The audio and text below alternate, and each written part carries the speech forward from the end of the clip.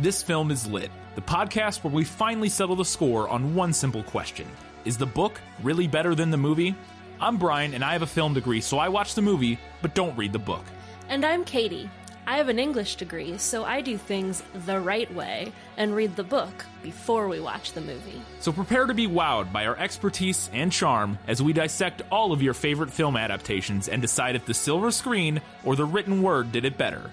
So turn it up, settle in, and get ready for spoilers, because this film is lit.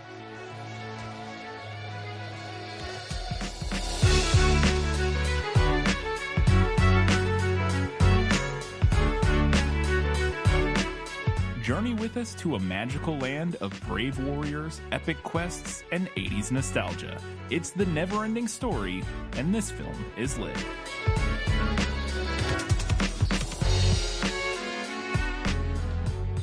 Hello and welcome back to This Film is Lit, the podcast where we talk about movies that are based on books. It's the start of our first ever springtime series, mini-series. We're doing the Neverending Story. Two parts of it. There's a third movie, but we will not be talking about that for many reasons. No mainly which being it's not based on a book, but that we know of. that we know of. But that voice you just heard is our guest host for the next two episodes, April Etmanski. April, welcome back. You joined us for the Holes episode. We're glad you could join us for the Neverending Story. That's right. I'm glad to be back and glad to be covering a movie and a book that I very much enjoy and that means a lot to me. Fantastic. We've been looking for the perfect thing to get you back on, and we think we found it. This is it, the Neverending Story. Real quick, before we get started, why don't you go ahead and plug anything real quick? We'll plug again at the end, but just obviously No Such Thing as a Bad Movie podcast. Tell us what that is. Well, it's a bi-weekly podcast that I host with Colin Cunningham and Justin DeClue, and we talk about bad movies, and we try and each pick something that we liked about them, and pretty much every episode we're able to find at least something that we like about these movies, and you know, we joke around and chat about them, and we also have patreon.com/no such thing as a bad movie, where we do a little mini episode every 2 weeks, so like a 20-30 minute episode on more topical movies, and that's my podcast. Cool, yeah, and if anybody listening to this, which we have lots of people who are crossover fans from Good, Bad, or Bad, Bad, many of them probably already know about No Such Thing as a Bad Movie podcast, but if you don't, if you like Good, Bad, or Bad, Bad, I highly recommend No Such Thing as a Bad Movie pod. They've covered a couple of the movies we've done. I think I've listened to at least 3 or 4 that you covered that we covered. Oh yeah, more did than you guys a few. do Ben and Arthur? Yes, we did. Yes, and Vibrations. It's your theme song is yes. Vibrations, which is fantastic. I'm just waiting for someone to eventually be like, "Hey, don't use this song. I own it." But no one's ever said anything, so that's our theme song. You're just flying under the radar right now. Fantastic. But yeah, go check out No Such Thing as a Bad Movie pod. But for now, it's time to jump in. We have all of our segments. Is that correct? Yes. Fantastic. All of our segments. Let's get into our first one with Let Me Sum Up. Let me explain. No, there is too much. Let me sum up. All right, I tried to make this as concise as I could. The Neverending Story follows 2 intertwining plots. The first plot is set in the real world and follows Bastian, a little boy who's reading a book called The Neverending Story. The second plot follows what is happening in the story that he's reading. A magical land, Fantasia in the movie and Fantastica in the book, is in danger of disappearing. The Empress of the land sends a brave warrior, Atreyu, to find a cure for her illness, which will also save the land. The 2 plots intertwine, mostly following Atreyu, but intermittently bouncing back to Bastian, until the real world and the world of the story completely collide, and it is revealed that only Bastian can save the magical realm from total destruction. That is very similar to the movie. I mean, identical, essentially. I mean, I assume you left out the basic, details that aren't identical, but that's the basic plot. yeah, yeah, it's the same. It's interesting because the thing that I thought was going to be, and we'll get to it obviously, the thing that I thought was going to be weird about, because it's, for people who don't know, the first movie is based on like roughly the first half-ish Yeah. of the book, and the second movie is based on, is based on the second half, roughly, loosely. And I thought it was going to be really interesting to see how they did an entire narrative that like wrapped up in a satisfying way in the first movie, if it's like the middle point of the book. And so I guess we'll talk about that once we get to the next, to the second part. But I was like, did they like change? They must have changed the ending, and we'll see if they did or not. But to me, it felt like they would have had to change the ending to make an ending for the first movie. Like to make it an actual ending. Because otherwise, I guess it's like if it was Lord of the Rings, it's like when they get to like Rivendell, that would be where the movie ended. Or think about the last Twilight, the 2 movies, where it's like, we found a point where it could end, like where she becomes a vampire. It seemed like logical. Right. Although in that case, like the second movie, it's like, I don't know if they had enough for a whole movie. No. No, that's not quite, but that is a good comparison too, because that did the same thing. Yeah, interesting. Okay, cool. Let's get into it now that everybody's caught up. In case the 3 people who haven't seen the Neverending Story. I'm sure there's some Zoomers who haven't seen the Neverending Story, but I don't know. Yeah, maybe. I mean, I had not seen it. I don't think ever before. I don't know. I have like some vague memories from when I was a kid, but I don't know if I didn't know. I thought watched it or if I just like caught a piece of it, or maybe I started watching it and then I was scared and I turned it off. It's definitely older. Is totally possible. It's older than I thought. Isn't it 1983 or 84? 84. Yeah. So I was born in 87. But I like grew up watching it. So it's like, oh, this actually came out like a while before I was even born. I was surprised at that. And we talked about it on the prequel, and we'll get into it more, but I remember watching the second one a ton. Like, that was the one that I grew up with more so than the first one, I guess, because it came out probably around when I think the second one came out like 1990, it would have been closer to the range of when, like, I was 2, but... That really surprised me that someone would be more familiar with the second one than the first one, just because I never met anyone where that was the case.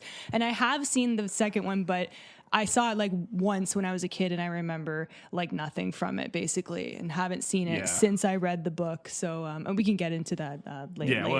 We got a long way to go, so we don't need to add extra time here. All right, we've got our game. Lots of people to guess in our game show portion, which is Guess Who. Who are you? No one of consequence. I must know. Get used to disappointment. Okay. A fat little boy of 10 or 12. His wet, dark brown hair hung over his face. His coat was soaked and dripping. He was rather pale and out of breath. Okay. Well, the wet, dark brown hair hang over... Well, not... Bastian is never wet in this movie, except for at the end when it's raining, I guess, at the store. He's not even outside, so that doesn't count. But he does have brown hair, and it's kind of long. He's not large in any way in the movie. He's like a very, like, sort of shrimpy little kid, which is, like, the kind of typical kid that would get picked on by bullies in 80s movies, is, like, a more like, scrawny kind of kid. Scrawny, undersized little thing. Yeah, he's very nerdy looking. Yeah, so I would... But I'm still going to guess that this is probably Bastian. It is Bastian. Yes. My only other guess would have been one of the bullies, but I don't know any of their names. They're just like Bully 1, 2, and 3, so I assumed it wasn't one of them. Nailed it, 1 for 1. All right, let's go, April. Next one. Okay. His long trousers and shoes were of soft buffalo leather. His body was bare from the waist up, but a long purple-red cloak, evidently woven from buffalo hair, hung from his shoulders. His long blue-black hair was gathered together and held by leather thongs. A few simple white designs were painted on the olive green skin of cheeks and forehead. Okay, well, it seems pretty obvious that this would be Atreyu. I don't know who else it would be based on the movie. It's obviously there's some departures from the character in the movie. We don't have he doesn't have any face paint in the film, at least not in this one. I think he might at times in the second one. I can't remember. It's been so long. And his hair isn't super long. I mean, it's pretty long, but it's not long enough that he has to have it tied back. Yeah. But I'm still going to say that this is obviously Atreyu. Yeah, it is. That's Atreyu. correct. Okay. Did you see the IMDb trivia where they were like, we tried to paint him green in the movie, but it looked so bad we had to just scrap it. Oh, I did see that one, and I was confused because I just kind of glanced over it, and it didn't make sense to me, so I didn't put it in the prequel. But I was thinking they meant like his whole body green, and I was like, why would they paint his whole body green? I mean, his skin's green. Wait, is he? Yeah. In the book, olive green skin. I misread. Okay, so I was correct. I misread this where it said, I thought, sorry, a few white designs are painted on the olive green skin. In my head, I was thinking like white and green designs like on his skin. He has green skin. That's interesting. Yeah, it is an interesting choice because I feel like it would make you look like an alien. Yeah. I feel like if you just had green What skin. kind of tracks in the sense that like all of the other characters in this movie are like alien looking, like all of the other True. people in Fantasia or Fantastica or whatever in that courtroom, which we'll talk about, none of them look like humans in any capacity. They're not really other humanoid.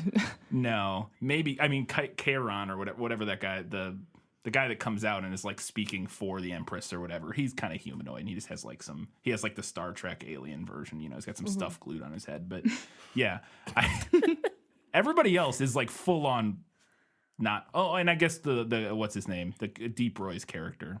We'll get to maybe he's one of the next ones coming up. He's also kind of a humanoid. But anyways, let's move on. Katie, go ahead. A short, stout man in a rumpled black suit that looked frayed and somehow dusty. His paunch was held in by a vest with a flower design. He was bald except for outcroppings of white hair over his ears. His red face suggested a vicious bulldog. A gold-rimmed pince-nez was perched on his bulbous nose. He was smoking a curved pipe, which dangled from the corner of his mouth and pulled his whole cheek out of shape.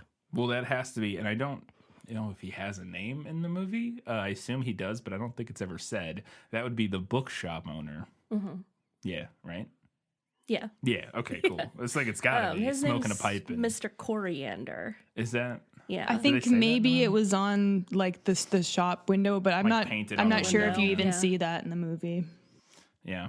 I don't remember. But yeah, it's like the only one. Is that how you say pince? I always thought it was pince-nez. I looked it up, and according to Google, It's pants. I don't even know what that is. Is that glasses?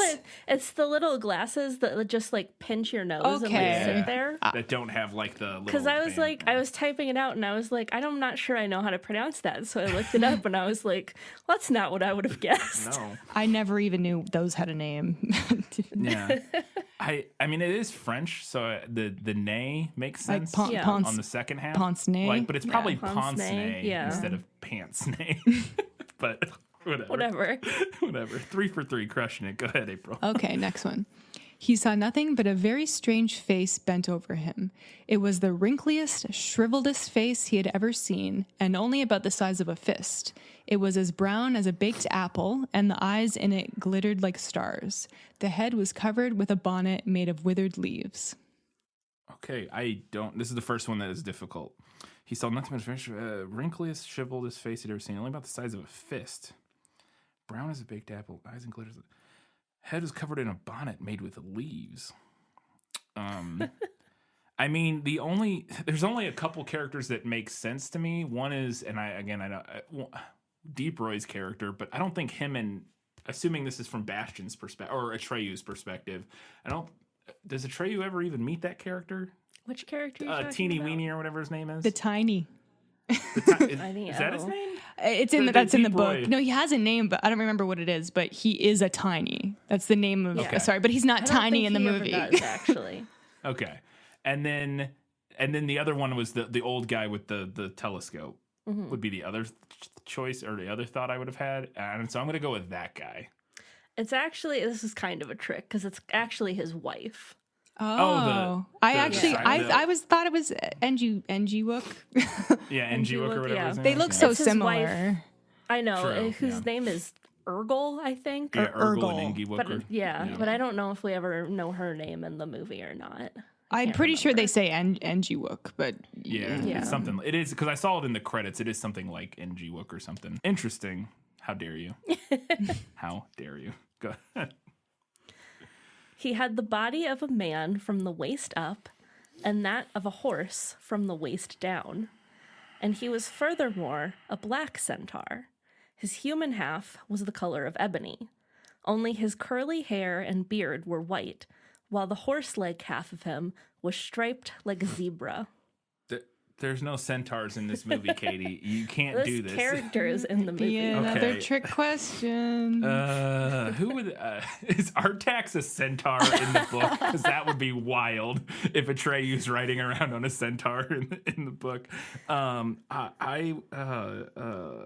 trying to even think who else. I guess this could be okay because the character's black. So the only black character in the movie is the guy, the Empress's. What I don't even know his name. They never say it. He's in one scene. So I'm going to say that character. Okay. I think his name is pronounced Charon. Yeah, I think it's Yeah. Charon. But I was Charon, like, that's a Greek Chiron. thing. Yeah, something Yeah. like that. Who I believe he's actually a character from like Greek mythology. Yeah, Charon is. Yeah.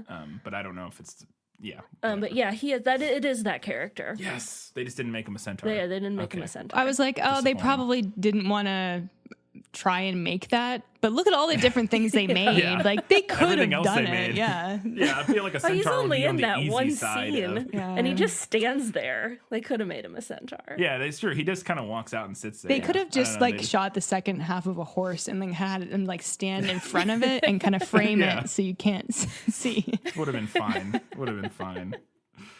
At least I got it. All right, go ahead. Last one. She seemed infinitely frail and delicate. Her almond-shaped eyes, the color of dark gold, were serene and untroubled. Her slight body was wrapped in an ample silken gown which gleamed so white that the magnolia petals seemed dark beside it.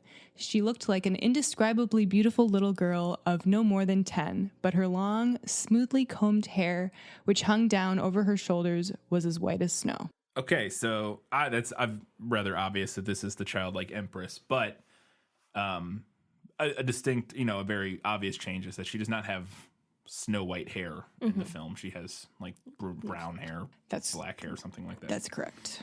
Yes, nailed it. I think it does make sense to not have her hair white just from a visual design. Like that would be a lot of white.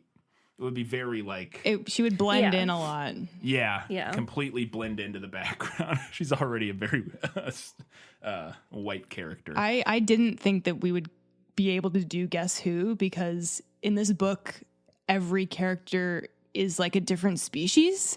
So I thought Yeah. that it would Yeah. like give it away a lot more. But hey, I mean, Yeah. we did make it work. I mean, yeah, I did leave out some of the more obvious ones, like Yeah. the rock giant. Yeah, that's what I was wondering. Well, and it's funny because you had some that were, that were other species, but ended up being kind of trick questions, or not trick questions, but like the centaur one made it more difficult than it would have been otherwise, probably. All right, what did I do? 5 for 6. Nail. Not bad. Not bad. I have a ton of questions about this movie and this book, so let's find out some of those answers was that in the book? Nicholas Flamel is the only known maker of the Philosopher's Stone. What? Honestly, don't you two read? All right, so just a reminder, we did talk about this at the end of our prequel episode, but so April and I both read the book this time, but I stopped halfway through at the stopping point Of the movie. and April went ahead and read the whole book. So she has foreknowledge that you do Yes. That's right. April She is can the see keeper into of the the future. lore. So, first question. This is a very typical 80s movie setup, I feel like. And I wanted to know if it was pulled from... When did the book come out, did we discuss? 1979. 79, I Okay. think, yeah. So, yeah, right around the same. Not too long before the movie. 5 years before, whatever. So, the setup for Bastian's character is... He's got a dead mom, and he has this sort of typical 80s standoff relationship with his dad, who just, like, wants him to grow up and fly right and stop daydreaming and being a little dweeb. And his dad is like kind of like absent. He's like a typical business, He's like a business dad. Business dad, exactly. And I was just wondering if any of that was more pulled from like the sort of standard 80s tropes, or if that was straight out of the book. I feel like it's like kind of 6 of 1 Okay. there. His mom is dead in the book. And Bastian describes his dad as basically being like physically present but absent in every other way. Yeah. And he thinks that this is because he disappoints his dad. And as an adult reading it, I got more of a vibe that like his dad was really depressed and either couldn't or didn't know how to comfort and relate to his kid. I don't know if we revisit that relationship in the second half of the book or not. April, what's your input? Well, we do get back to it in the second half, but it's weird because it's almost like Bastian and his father kind of switched a little bit in the movie, because in the book, Bastian's father like doesn't talk to him like ever. He seemingly like doesn't talk to anybody. He's like barely functioning. He's just like going through the motions of life.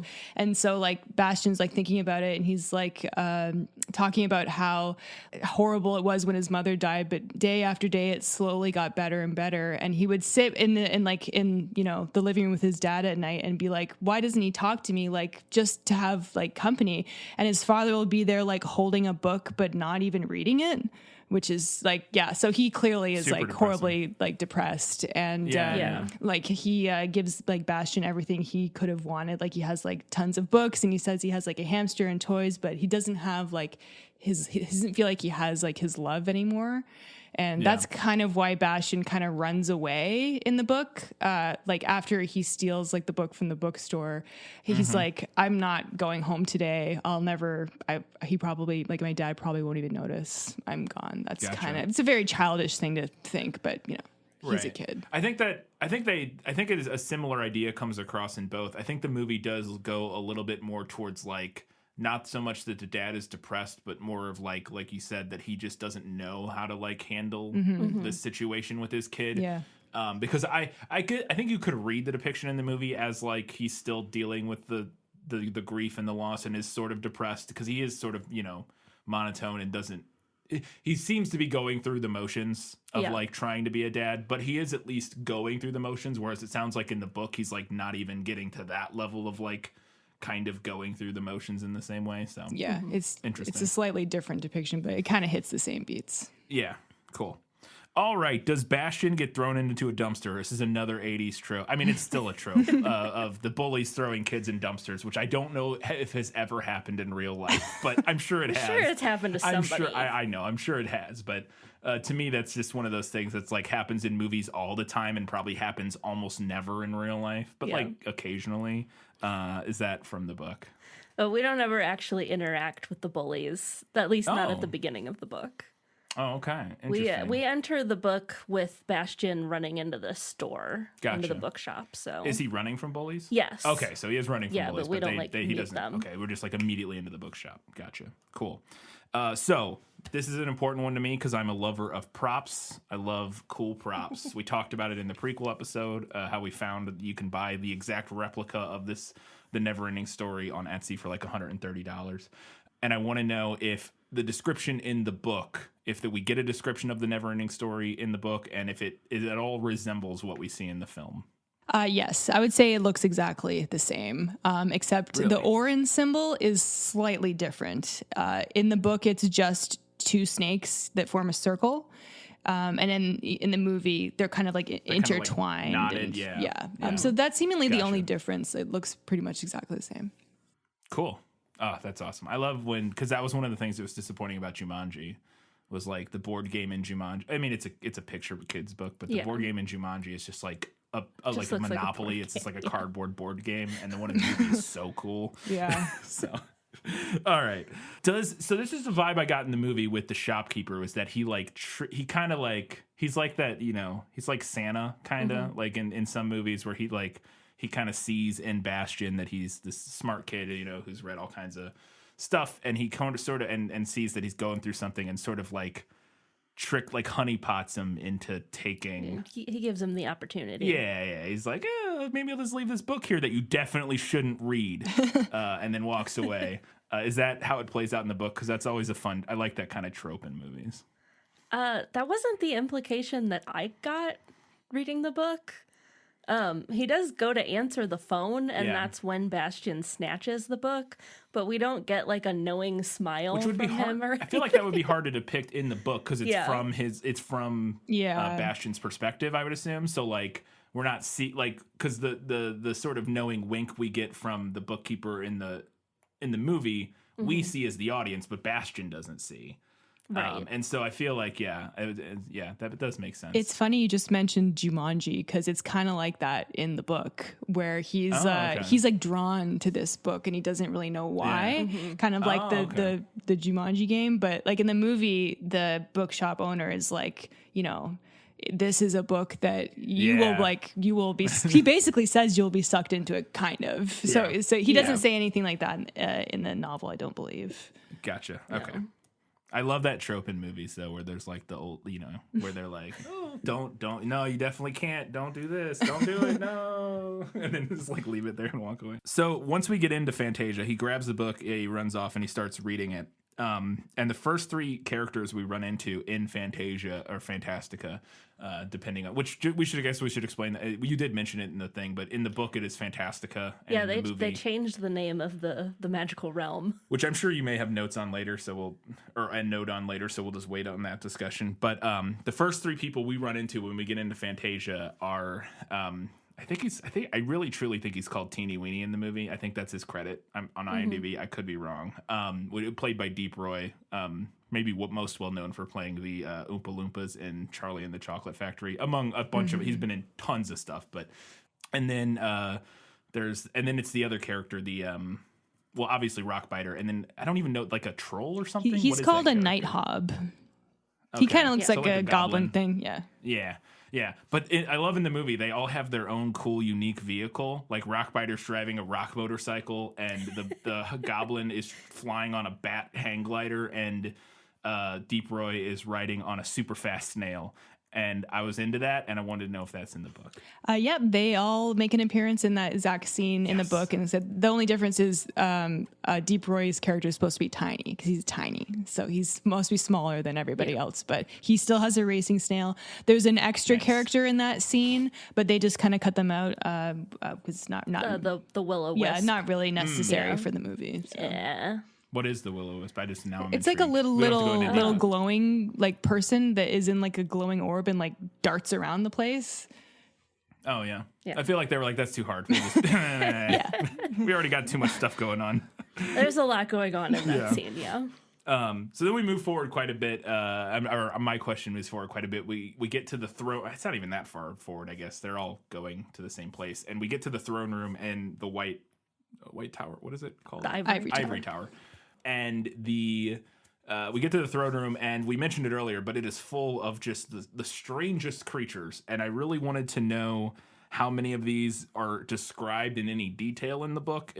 Is that, in particular, the ones that stuck out to me is the big rock-headed things that are like, they're just like giant heads on tiny little pedestals or something. And then there's like people with two faces, and then there's also a giant elephant person. And I wanted to know if any of those things are specifically mentioned in the book, or if we get more of like a vague sort of, and then all the people of Fantasia gathered or something. I don't know. It's definitely more vague in the book. I didn't go back and read that section, but they talk about like, there was like goblins and vampires and this. They say vampires, which is funny. They have vampires? And they're just like this and then. So they kind of just list them off, and I don't think any of those characters were in that list, but much later in the second half of the book, the big rock-headed things and the people with two faces do show up in the second half of the book.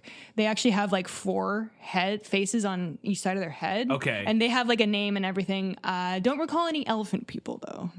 I will say that the 4-headed people you just mentioned, I have a vivid memory of from the second movie. Yeah, so that makes sense. And they definitely show up in the second movie and it like spins and they like talk in different I remember being super cool. Like I remember thinking it was super cool when I was a kid. That scene in the movie made me think of like a Doctor Who episode. Yeah. A slightly cheaper production value, like. Yeah. Well, this is a higher production than a Doctor Who episode for sure. I mean, like just the look of it. Oh yeah, where it's just like the weirdest. It's like, and then an elephant person. Yeah. Like, and then if you look closely, there's just like people in weird costumes. I noticed that this time. Yeah, you got to fill it out. You got to fill out in between all your super expensive like makeup jobs. You got to have just some people in wigs or whatever. Yeah. All right. So the whole purpose for this meeting is that Atreyu, the Nothing is coming. The Empress is sick because of the Nothing, and she's dying. And their only hope is Atreyu, the great warrior, who then shows up and is a kid. And I wanted to know if this almost could have been a lost adaptation, because I felt like it wasn't really explained much in the movie, and it doesn't really need to be. And we'll get to some of that later. But he's sort of presented as their final hope and that sort of thing. And I thought there was there supposed to be a prophecy or something that I missed, maybe potentially? And then the other thing was, then they're surprised when he's a kid. Does all that play out the same way in the book? Because it felt a little I don't know, just felt a little strange to me in the movie. So unless I missed something, there's no prophecy in the book. So the Empress instructs Chiron to retrieve a great warrior named Atreyu from his homeland. So Atreyu is actually not at the Ivory Tower at that time. Point. Yeah, Okay. he goes to get him. Gotcha. And then when he arrives, Chiron is surprised to find that Atreyu is just a kid. But we don't know what the Empress's motivations are at that point. And so...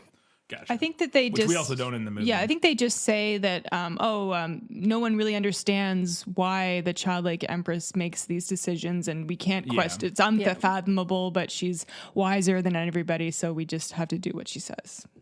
That makes sense. Okay. Because it is funny that it does seem like in the movie, they don't mention a prophecy at this point, but then, and it's a question I have here later, they get to the end, and in the movie, there are these murals that seem to be like prophetic murals of Atreyu's journey to get to the end of the movie, basically. And that almost made it seem like there was some prophecy that just wasn't mentioned, or you know what I mean? Because and it is an oracle that he's going to visit. Right, I believe the murals is actually after the oracle. Oh, right. Yes, yeah. Yeah. Sorry. That is after the oracle. Yeah. You're right. That's after everything. Yeah. Right. Anyways, but yeah, I thought that was interesting. Okay. And then this is another thing. So then the movie, I forgot about this, and I've only seen this one a few times, but I forgot that the movie just kind of montages through everything Atreyu does until he gets to the swamp of sorrow or sadness. And I was feeling, I bet in the book we get at least some snippets of his adventures before Artax dies. Maybe not, but I was just wondering if we get any more expansion on the adventures of Atreyu before the Swamp of Sadness. There is kind of a book montage where he passes through different kind of locations throughout Fantasia. He does meet some bark trolls before he gets to the Swamp of Sadness. So there's a scene where he meets these bark trolls, and parts of them are gone because only some of them has been affected by the Nothing. So there's one that has no legs. Yeah. It has half a head. Yeah. Yeah. There's also a plot point during that part of the story where Atreyu keeps having a recurring dream about a giant purple buffalo, which is what tells him to go see Morla the Ancient One. So that's how he ends up on the path. I felt like they were that's too confusing. We'll just skip that. He just Carrion mentions the purple buffalo in that scene where he's people of the greenskin tribe who hunt the purple buffalo. Yes, that's right. But that's really all you get of Atreyu's kind of tribe life his backstory. Okay. How in the movie does he know to go see Morla? I remember him saying, I'm blanking on it. It's a voiceover. Bastion, I think he just and then he finally found himself. But how did he know to look for? I think it's just. I feel like there was a point we montaged a little bit, and then at one point he was just we should try to find Morla. I think Bastion is again he's reading the book, and I think he's just his only hope was to look for Morla, the oldest creature. It's just kind of explained in a VO. Oh, and then maybe in the movie, the narrative of the movie, that could make sense in that he is influencing the story, that him reading that could be the thing that spurs, because there are other times throughout the movie where Bastion interacts with the world before he ever gets, Yeah. like before the end of the movie. And so that could be like, yeah, that could make sense. That's interesting. Okay, I guess that works. So the scene that scarred a million children, the Swamps of Sadness scene. I have to assume this is from the book because otherwise there's some cruel filmmaker out there who's just like, we got to kill that horse. Does Artax die in the Swamp of Sadness? Oh, yeah. Yes, he does. Oh, He yeah. does, and in the book, Artax talks, and he talks about how Yeah. I can't go on. The sadness has gotten to me. Leave me.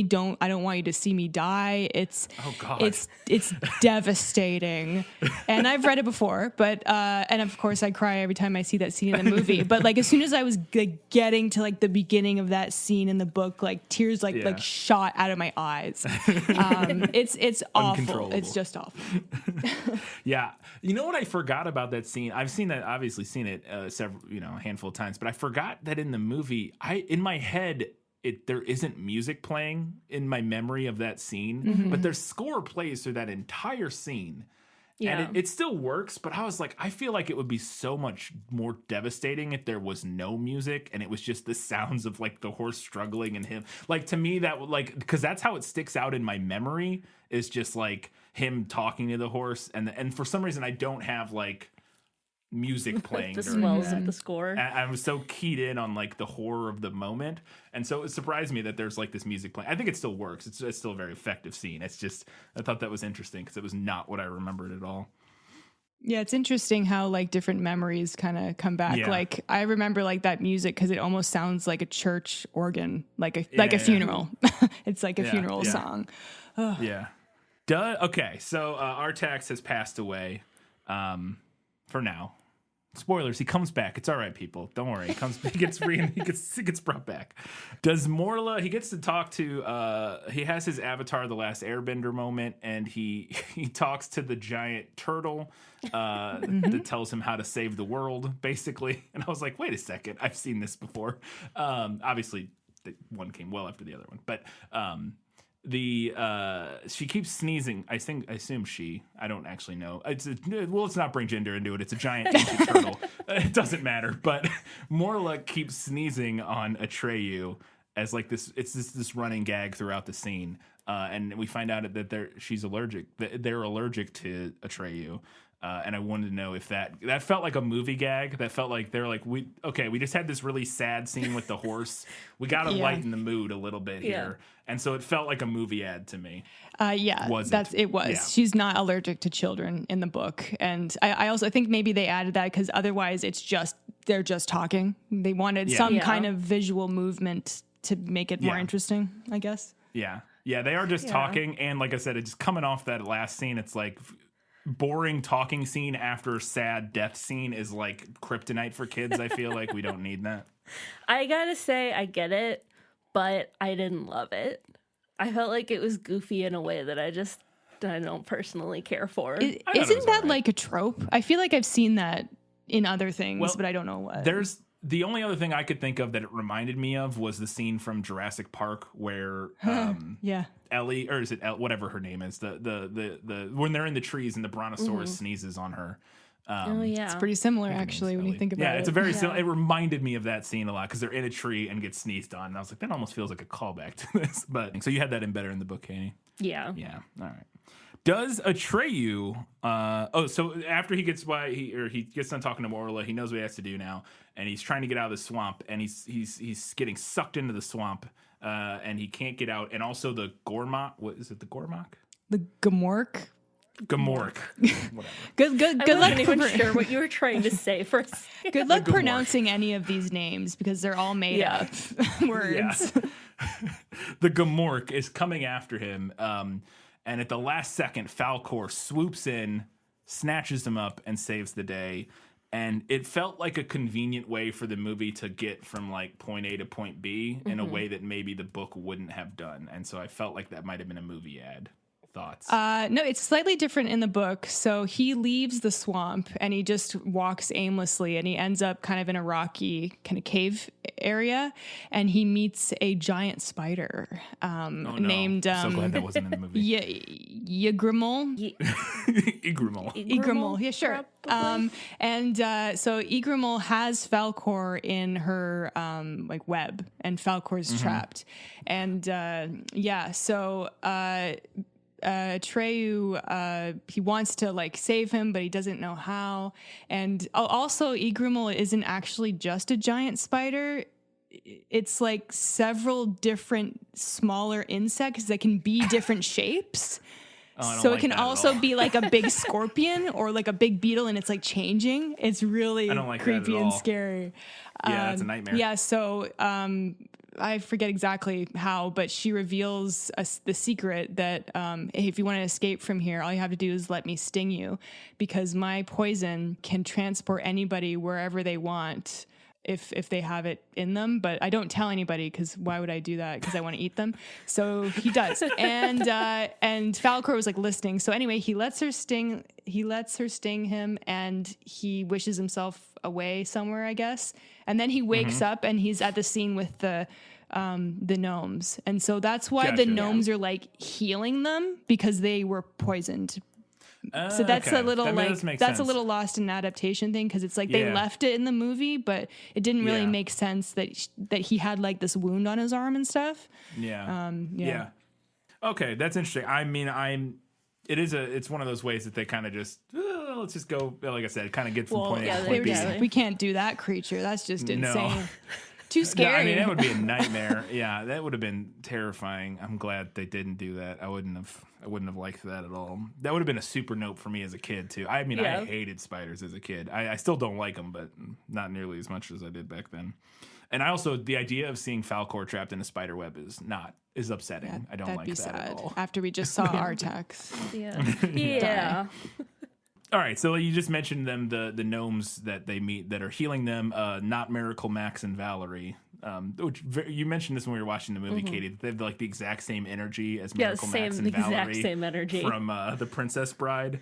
And we were trying to figure out. I don't know why I have this here because this is interesting. We were like, we were trying to figure out what was inspired by what, or if they weren't at all, and it was just coincidence. Because One, are those obviously those characters in the book, we already mentioned that. Do they seem similar to the characters in the movie? Like the way they talk and like their mannerisms and stuff. Is that what you pictured, the version we get in the movie, is that what you pictured from the book at all? Yes, they talk exactly like that. It's absolutely talk like that in the book. And the book, The Princess Bride, predates the book, The Neverending Story. Yes. But the movie, The Neverending Story, predates the movie, The Princess Bride. And I honestly cannot remember how similar the movie version of Miracle Max and Valerie are to their book counterparts. Yeah, it's been a while since... I was like a year ago that I read that, and so I can't recall either how similar they are. I think they're pretty similar, but definitely, I mean, Billy Crystal's doing Billy Crystal, so like... It's a bit of him doing a shtick moment, and that's why it's so great. Yeah. Interesting. I just thought it was very, how similar... Again, they're not identical, but it was kind of... It was very much got those vibes of like, oh, this is familiar. But it's clearly from the book, which well, we still don't know. We'll never know. We'll never know who stole what or if nobody stole anything. So this is a little detail, but I really enjoyed in the movie the fun telescope contraption that the gnome guy has, and I wanted to know if that was in the book. He does have a cool telescope, yeah. Is it made... The thing that I liked about it specifically is that it was made from like these glass bottles of like liquid or something. Do you remember that at all?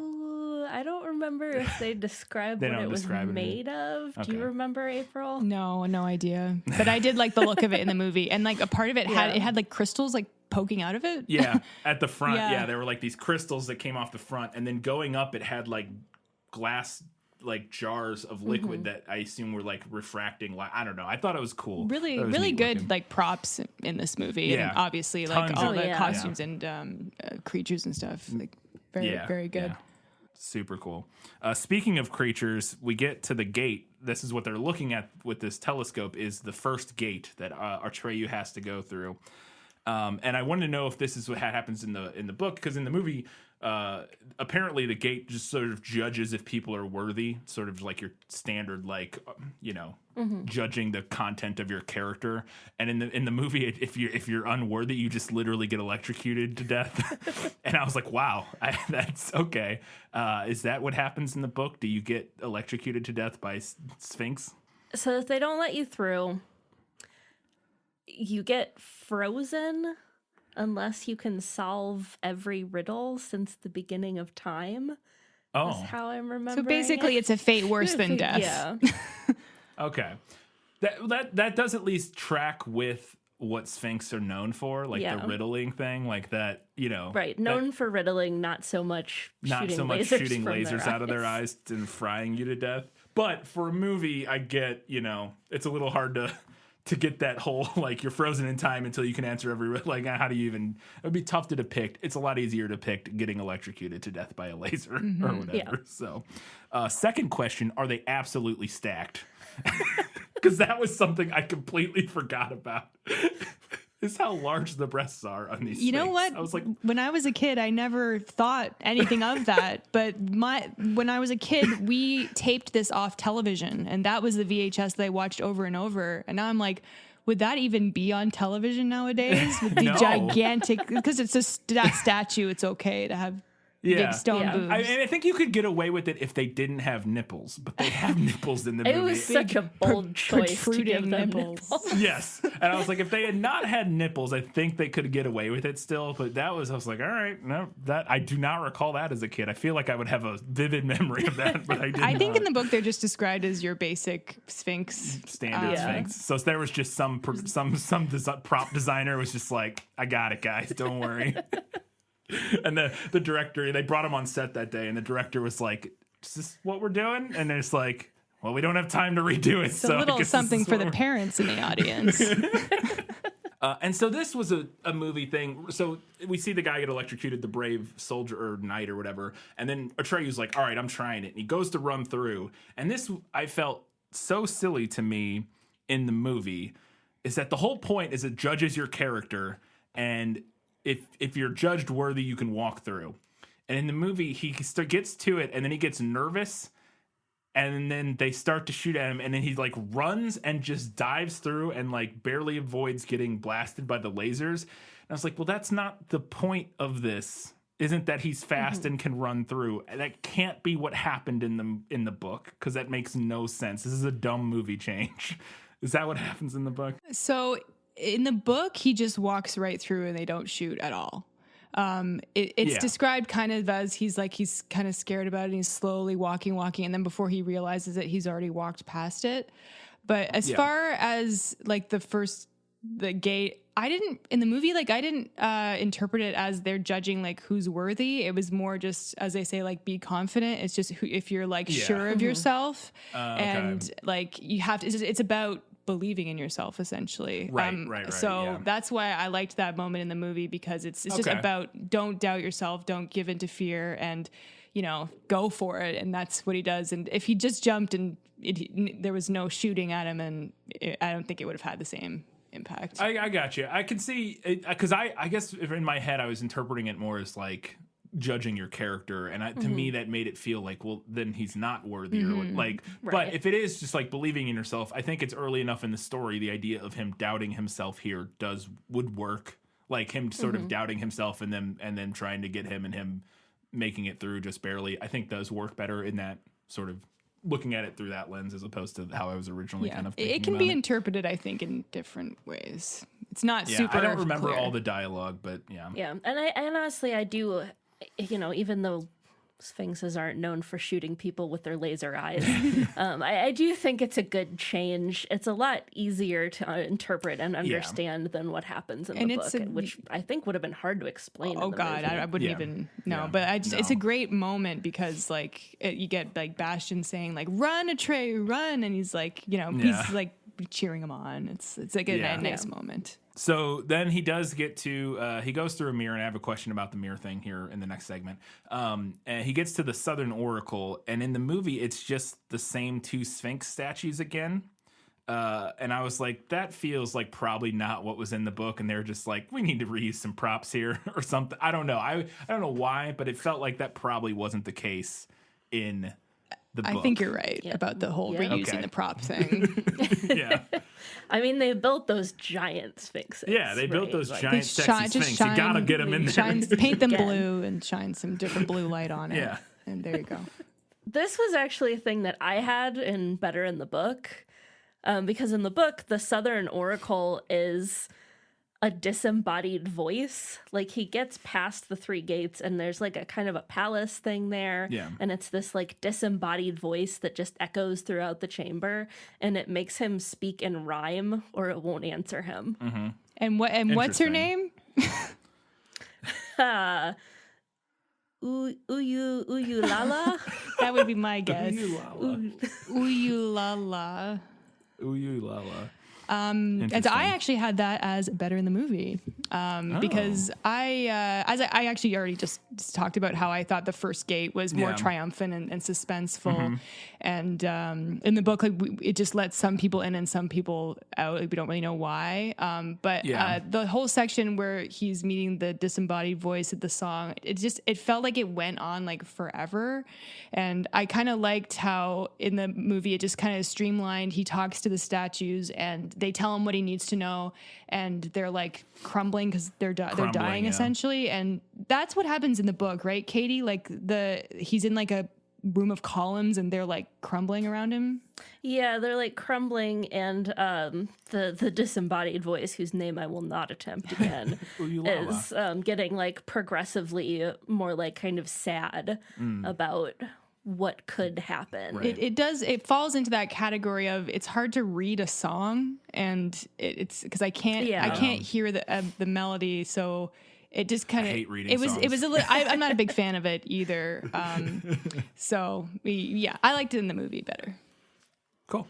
I'm just really a sucker for character who was not expecting to have to speak in rhyme has to now speak in rhyme. You like that trope? That's something I enjoy. All right. We talked about this earlier, but Atreyu, and this is what I thought interesting in the movie, he finds these murals when he gets to the final. This is after. This is after he gets separated from Falkor. Yes. And there's like ruins there that he walks up to. Yeah. And he sees these ruins and they have murals of him painted on the walls, and it's like his journey up until this point. And I was like, oh, this is like, so this maybe there is a prophecy or something. And I want to know if any of that was from the book. Did we talk about this? I can't remember. No, it's not in the book. Okay. And I'm guessing it's in there just as kind of to tie in the theme of stories and how, it's like a never-ending story and how it's like it's kind of like a loop, and how, it's kind of supposed to tie together the whole idea that he's living it, but Bastian's reading it, and then we're reading Bastian's story, I'm guessing. Do you have thoughts on that, Katie? Yeah, no, I think you're right. I think it's supposed to reflect that theme and the idea of like storytelling, and the way that it like loops back on itself, especially when he comes to something that he hasn't actually experienced yet. Yeah. I like the murals. I think I thought it was neat. I was just wondering. I thought it was cool. I also thought it was kind of interesting, and to me, it does imply like this interesting, like, well, what does that mean? Without ever really like concretely answering it, but it's I thought it was neat. So then the nothing starts sucking up everything, and the way this is depicted in the film is that it operates like a black hole or like a giant vacuum cleaner. And I assume how they did this in the movie is they had their sets and they just tilted them sideways and had everything fall like past the camera is what it looks like. It's a very effective shots of all this stuff like kind of flying. It looks like it's getting sucked up. But we also learn in this point that Fantasia is made of the hopes and dreams of humans, and the reason it's dying and the nothing is consuming it is because people are like losing their hopes and dreams. So it's kind of a two-parter. One is the world like being sucked up into a black hole is Fantasia being sucked into a black hole, and two is the reason for that the nothing because of the dying of people's hopes and dreams in the real world and then not believing, that sort of thing. All right, so we both had a lot of notes about this. Okay. So I kind of conglomerated everything here so that we could just talk about it. All of the notes that both April and I had were in better in the book. Okay. Though. So so the visual representation of the nothing in the movie is odd. Yeah. It's basically like a really bad windstorm. Yeah, to me, I think it's supposed to imply like I said, like a black hole type of thing of it. Like when it comes, it like sucks everything up and kind of destroys it. Which, I mean, I get needing a visual for your film. But to me, it doesn't really track with like what the nothing is supposed to be. So in the book, it's when you look at it, it's as though you're blind. And if you get too close to it, you feel drawn to it, like you want to just jump into it. And it's said that when Fantasticans go into the nothing, they become lies in the human world. So like delusions or like conspiracy theories or crazy things that people believe that make them do negative things. And also in the book, it's a lot more like frightening, just the whole idea of the nothing. Like it's just not existing. Like that's actually, I mean, let's get real here. Like that's like the most scary thing ever is just like this like oblivion. Like you don't know. Yeah. And that's what all the Fantasticans are afraid of, but it's happening like to their world, you know? But it didn't really get across as well in the movie, but I think it's a kids movie. So that might've been a little too heady. A little too heavy. And how do you show that? It's tough. It's tough. Yeah, that's the thing. I don't know how the movie would have shown it, but I do think I think the book's version is more horrific, and there's this element of like existential dread. Yeah. Like the nothing is literally just a lack of anything. Yeah, that is really cool, and I think it's possible, but it's to depict. I think they could have done it, but it's definitely it would have been a lot tougher. Like the way they go about it in the movie is sort of easy to grok, easy to understand as like a kid. Like, oh, the nothing, because even if they don't know what a black hole is, they kind of get the idea of like something is just sucking up everything and like essentially destroying it or whatever. Is like the roughly what comes across in the movie. And I think I could be wrong, but I feel like they might get into it a little bit more in the second movie, because the nothing is still an issue in the second movie from my memory, and I have vague memories of discussions about like what it is and that sort of thing. I don't remember how deep they get into it, but I would be interested to see. I would have liked in the movie if they could have shown that sort of more philosophical angle of like void of like oblivion and what that meant. Like they talk, it's mentioned in the earliest scene where the rockbiter is saying like, oh, the lake is gone, and then they're like it dried up, and he's like it's a hole, and he's like, no, a hole would have been something, this was nothing. That was I almost asked about that line. That was one of my favorite lines in the first half of the movie. And I almost asked if that was in the book, because that is a great line. Yeah, a hole would be something. It is in the book. Is? Okay, that's cool. like the closest that you get to like a representation of what the nothing is. And like it is also related to like it's kind of an allegory for depression, because like I said, when you get close to it, like you lose all hope. And it's like the Dementors, essentially. J.K. Rowling ripped off the Neverending Story. And like how like you feel like jumping into it.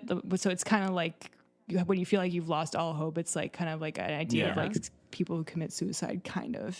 Right. And there is a whole scene like right before this point in the movie. In the book, there's a whole scene where Atreyu like hides and is watching this whole like parade of creatures like throw itself into the nothing. Would you say they embraced the void? Oh, jeez.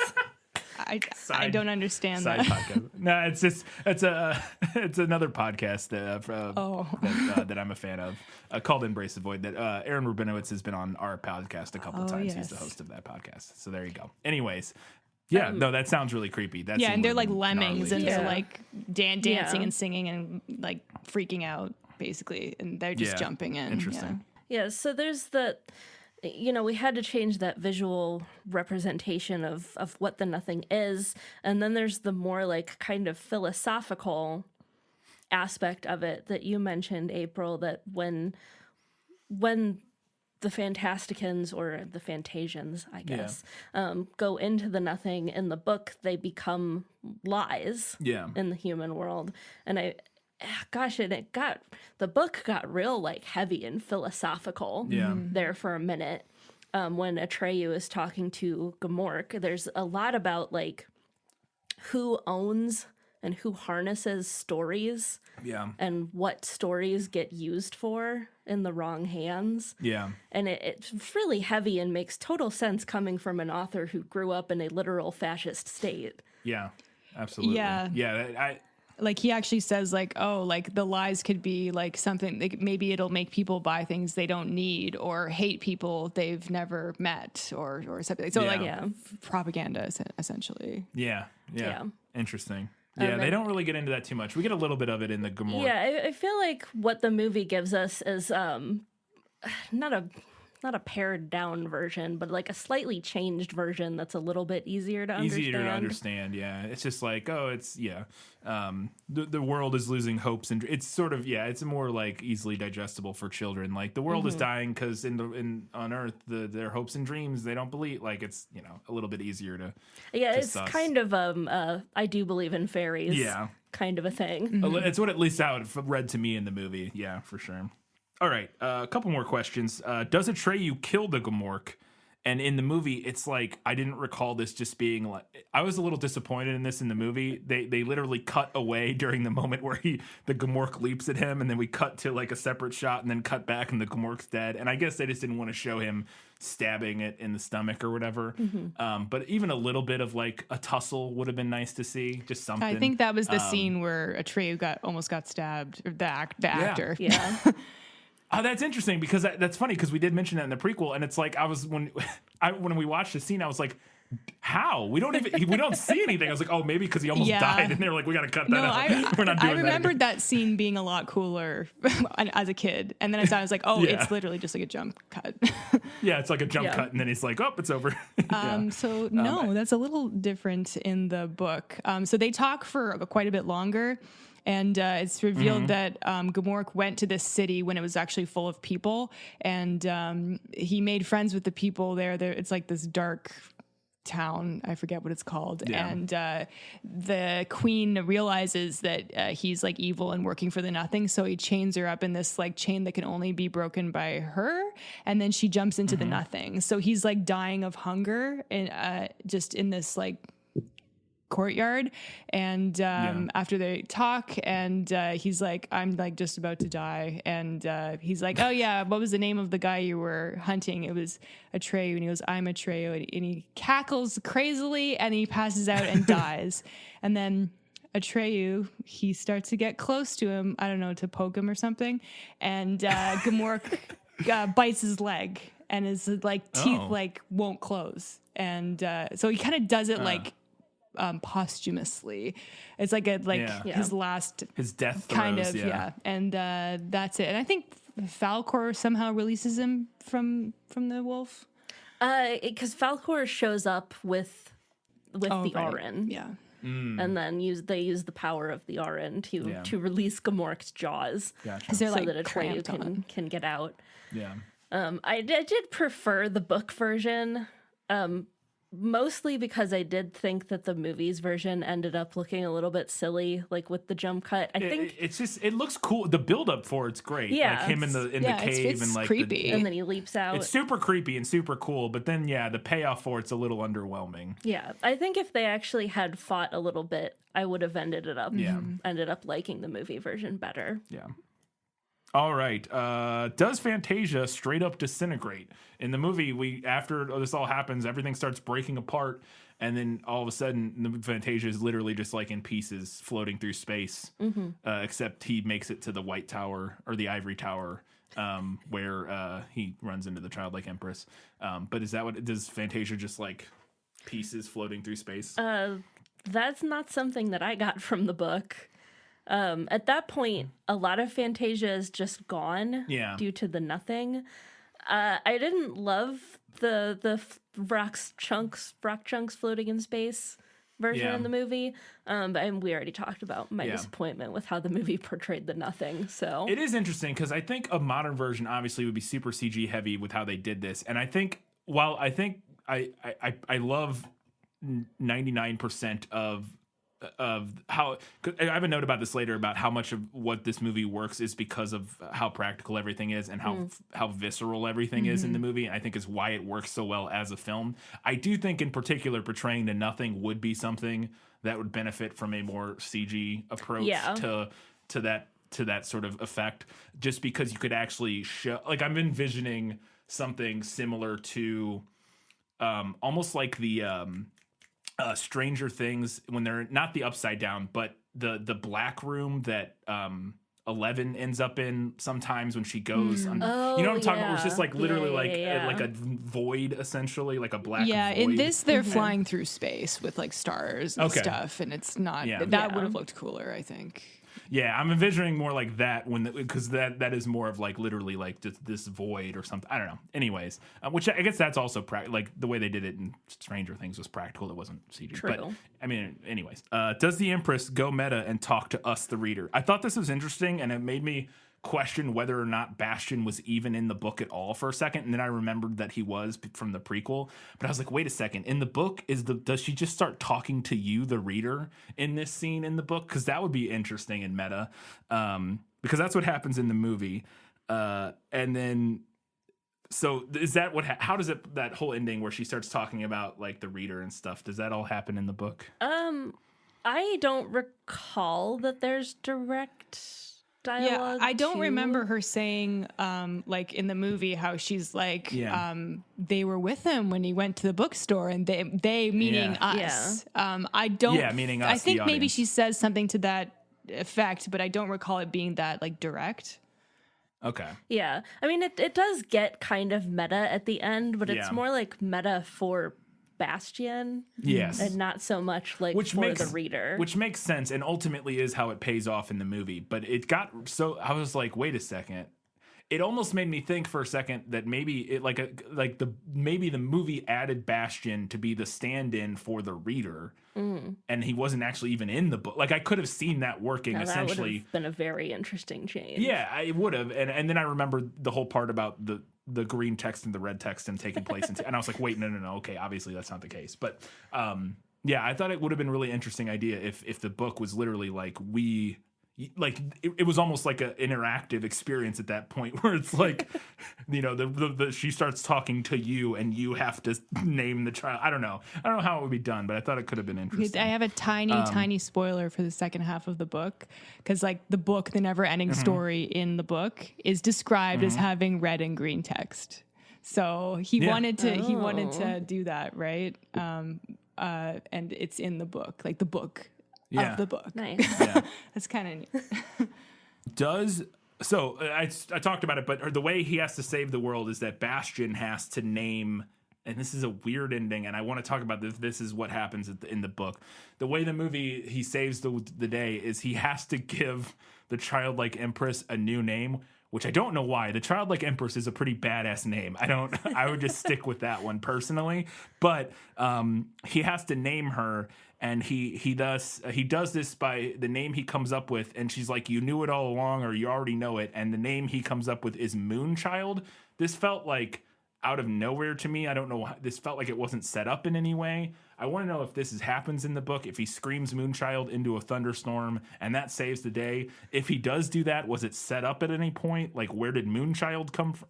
Anything. I'll take any answers. Okay. Well, not really. So in the difference, the setup in the book is that the character of Bastian is really good at making up stories. This is not in the movie at all. So he actually kind of, I don't know if he writes them down, but he kind of just makes them up, and he even like walks around and kind of tells them to himself. And that's a big thing that he's bullied for. He's really good at making up names for things and words for things. Big nerd. Yeah.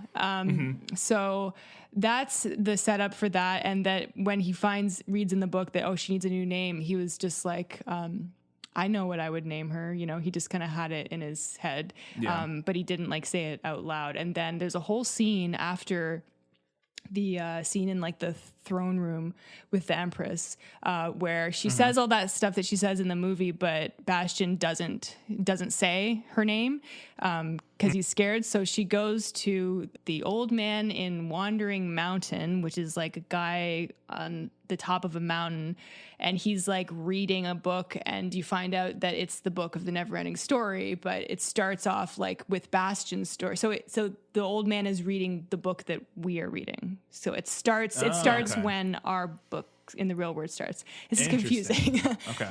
No. I think yeah. I'm So he's tracking. reading it over and over and over again until and Bastian can like hear it. So he's not even reading anymore, Yeah. and he's stuck in this kind of time loop for who knows how long. And then he whispers, "Moonchild, I'm coming," and then he's transported to Neverending Story or Fantasia. So Gotcha. it's not. It doesn't have the same like catharsis that it does in the. It's not the same big moment, Yeah. but it is still Moonchild, and he does. And he does have to give her a name. Yeah. Yes. Okay. Is there any setup for why Moonchild? Nope. Okay. All right. I was like, what? That felt completely like That's just his just name. out of no. Yeah. It all is right. kind of. It's kind of an odd example of his prowess for naming. Yeah, okay. I have a note about this later, but characters. and actually, this is much more in the second half of the book. But he comes up with all kinds of crazy names, and Moonchild is the one he comes up with for her.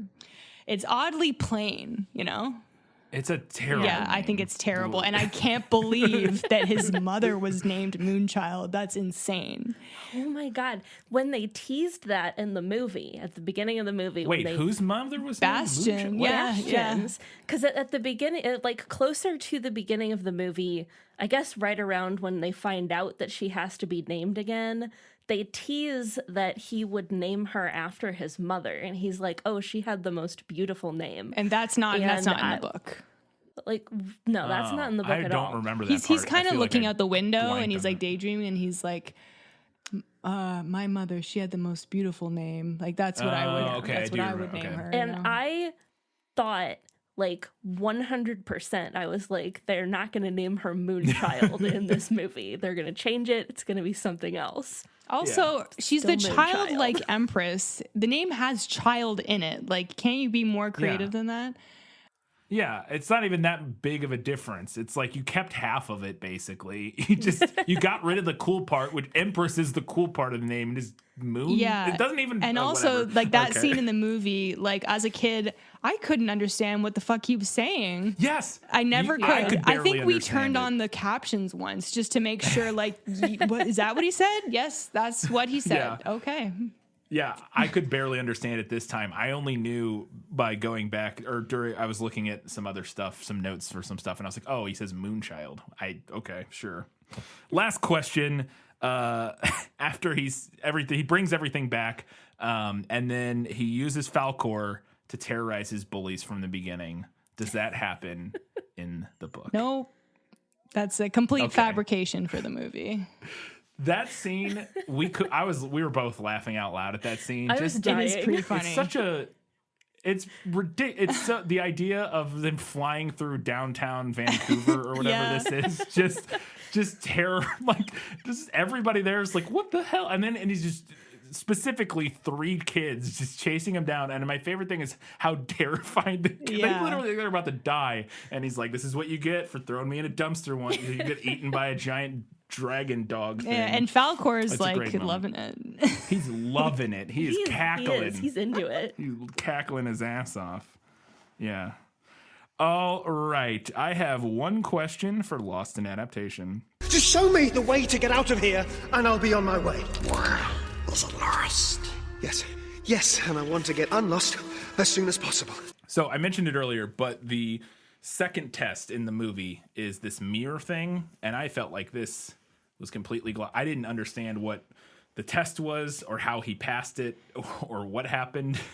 So if you can expand at all on what happened with the mirror and what the test was and how he was able to just walk right through it, or if I was missing something, because he sees like Bastian in it, like he sees Bastian reflected in himself or whatever, and I get what they're going for in terms of like, you know, they're kind of like on Earth, Bastian is basically him, kind of, or like, you know, in the story, like the parallel of him in the story, whatever, the protagonist, whatever. What's going on with the mirror? All right, I'll try to help here. I'm a little fuzzy on this one myself. In the book, Enjiwook tells Atreyu, when you stand before it, you see yourself, but not as you would in an ordinary mirror. You don't see your outward appearance. What you see is your real innermost nature. If you want to go through, you have to, in a manner of speaking, go into yourself. And he goes on to explain that some people see an image that is so horrifying or so incongruous with what they believed about themselves that they literally can't bring themselves to accept it and go through. I think the idea, like you said, like with Atreyu seeing Bastion, is that Bastion essentially like invents Atreyu as he reads. So Atreyu's inner self is Bastion and vice versa. And I guess Atreyu has no problem with this because he just like is like fine with it and goes on through the mirror. Yeah, it seems to be more about Bastion than it is about Atreyu in the book and the movie. Because there's another gate, like after this gate in the book, where after he goes through the mirror, like he loses all his memory, and then he has to go through a gate that has no like handle, so he has to like not want to get through to get through. And they just cut that whole thing, which is probably a bit better. Yeah.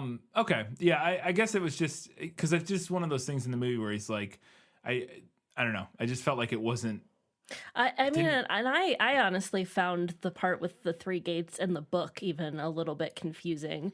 Just like, what exactly is happening here? I mean, it sounds like from what you've described that what the book's going for is it's sort of testing three facets of his character. One being his confidence in the first gate. Second one being his self-image or his ability to deal with his, see yourself reflected, your innermost insecurities sort of reflected, and to handle it and deal with it and still walk into yourself or whatever, accept yourself, basically accept himself as who he is the second test. Right. And then the third test being like sort of almost like a Buddhist type of like the only way to truly reach nirvana is to not want, or something like is kind of what it sounds like. Yeah, from what actually, now that you say that, all that applies much more to the second half, the story of the second half of the book. But there's never any. They don't go back to these gates in there. Okay. That's interesting. Yeah. But what you say, about the no door handles, like that sounds like a Buddhist thing. But and the way you described it is the only way to get it open is to not want it to open. Kind of the almost like Mirror said. I didn't want to say it, but yeah. it all comes back to Harry Potter. Unfortunately. Yeah, I feel like I can see the influence here. Yeah, for sure. Lots of things influenced. I mean, like I said, I think Avatar: The Last Airbender took. Yeah, I would say definitely. I think there was some definite influence here. Yeah, on Avatar. I mean, flying Falcor, Alpha, all that stuff. But so yeah, that's interesting. I think it works in the movie. Whether I don't know how it or in the book, I don't know how it reads. But at least the idea of it, the concept of those three gates makes sense to me as like a sort of character test. In the movie, I just felt like they didn't explain it enough for me to understand what. Other than the first one, I kind of understood. Yeah. But the second one, I was like, I don't get what we're doing here. So, anyways, interesting. All right, well, let's get to it. It's time to find out what April and Katie thought was better in the book. You like to read? Oh, yes. I love to read. What do you like to read? Everything. So I totally understand the movie wanting to give Bastion some backstory right off the bat with that scene with his dad in the kitchen. I preferred the in media res book opening where it's him running into the shop. Yeah. Like I said, I totally get the movie making that change, especially since we mostly find out the stuff about him and his dad through his thoughts throughout the book, which would require either a voiceover or Bastion talking to himself. Or flashbacks or something. All hard to kind of do naturally. So yeah, I think it does make sense in the movie to kind of start there. But I the excitement of going right into the bookshop would be fun. Also, Bastion is supposed to be chubby and bow-legged.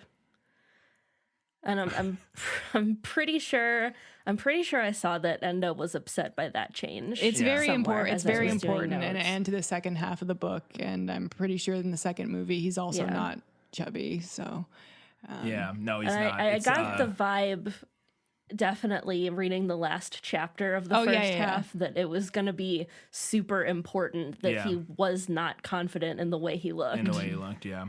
Which is even sillier if it becomes an important thing in the second one, which I don't remember enough about the movie, but the kid who plays him in the second one is like a traditionally he's like a handsome, cute kid. Yeah. He looks like almost like Jonathan Taylor Thomas. Yeah. Like, Jonathan Brandis? Taylor Thomas, whatever. Is that his name? Yes, his name is Jonathan Brandis, but he kind of looks like JTT. He has like the blonde, like parted, middle part. Like he looks like your typical '90s like heartthrobbing teenager, preteen, whatever. At least from my memory, it's been, like I said, it's been a while since I've seen the movie. Bastian leaving the note At the bookstore. You don't like that? Okay, that. so He's a good kid. let me explain. In the book, he doesn't leave a note. I'm jumping ahead to a point that I have a couple down, but I'll go back. He doesn't leave a note, and then he agonizes over how he can never go home because now he's a thief and a criminal. And like it would be hard to do in the movie without a voiceover, like I said. But I thought it was such a believable jump in logic for a kid to be like, I stole it. I stole this I'm a book. criminal. I have to go on the run now. I can never go home. They're going to throw me in jail.